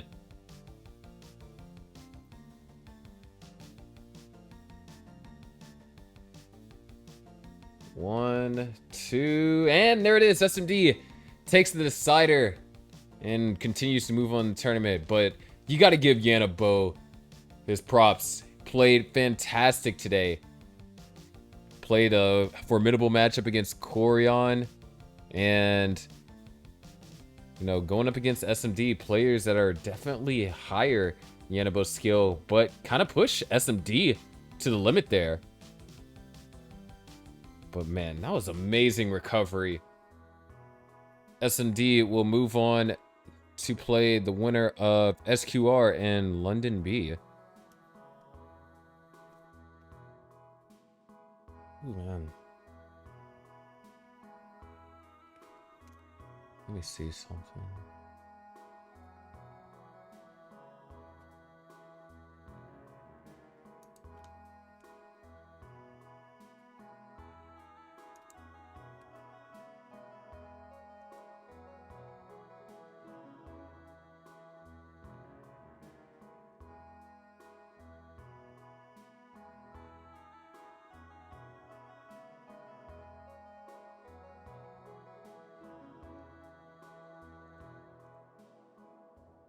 Alright, I'm not sure if we're having another match, but we're gonna go ahead and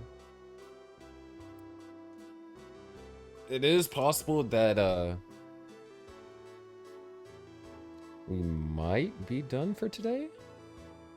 Maybe.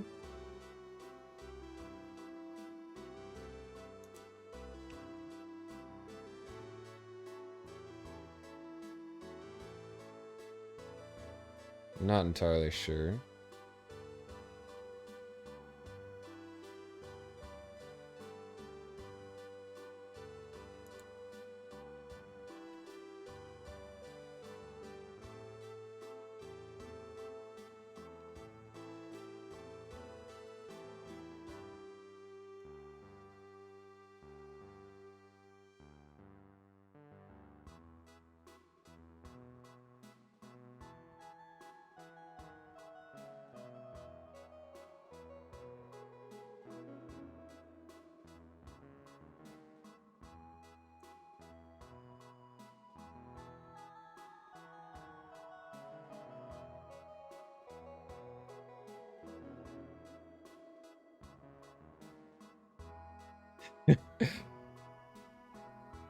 Once again, if you want to hear the Japanese commentary, tune in to ClassicTetris 3. Unfortunately, my Japanese knowledge is not even at N5 yet, and they're speaking too fast for me to pick out individual words. They're talking about a CTWC this year. I've already booked my tickets, so I'll be going. Of course, commentating. Maybe I can actually cast top 8 this year. We'll see. Hopefully.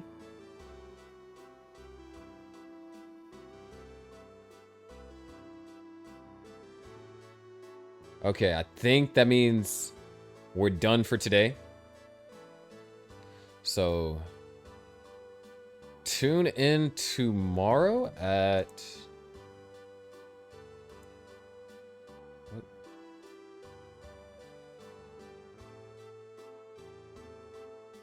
Let's see. What is 10 a.m. in Japan? Is that an 8 p.m. stream for me? Let me double check.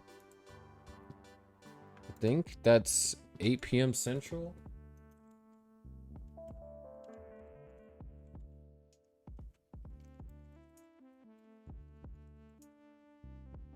Yeah. Okay. So if I have this correct. Yeah. Let me swap over to my main scene. All right, thank you everyone for watching. We had a lot of exciting matches, and sorry, I'm gonna move my microphone a little bit. No, my green screen isn't as nice. I have when the lights turned off. But thank you everyone that stuck through. I know there was a couple periods of inactivity, and it was a challenge. I was not prepared. Around like 4:35. I think that was like the hardest time for me. But overall, it was a blast. A lot of great games. And tomorrow at 8 p.m. Central, that's 1 a.m. UTC, and 10 a.m. Japan local time, we'll be trying to find the conclusion of this event. So we're probably gonna have a lot of the other players likely gonna get Suki versus Kiwi, Karin versus Hebelmai, Green Tea versus Sight. That should be an exciting one, and winner that will be playing Corion. Still got plenty of matches to go through, especially since it's double Elam. So we got another long day. I'm about to head to sleep and stuff. If you want to see some more stuff that I've done and things like that, you can follow me on Twitch or whatever. Yeah. Let's see, is there anyone that is streaming Tetris? Send a raid. Oh, Ninu is streaming. Let's raid Ninu. Yeah. I'm going to get some much needed rest because I'm gonna be I'm gonna try and do a much better job of keeping the energy up all throughout. But yeah, anyways, I'm your favorite round of water host, Sharky, and I'll see you for the conclusion of the Waku Waku NES Tetris Festival. Remember, 8 p.m. Central, 1 a.m. UTC, 10 a.m. local time Japan. Bye, everyone.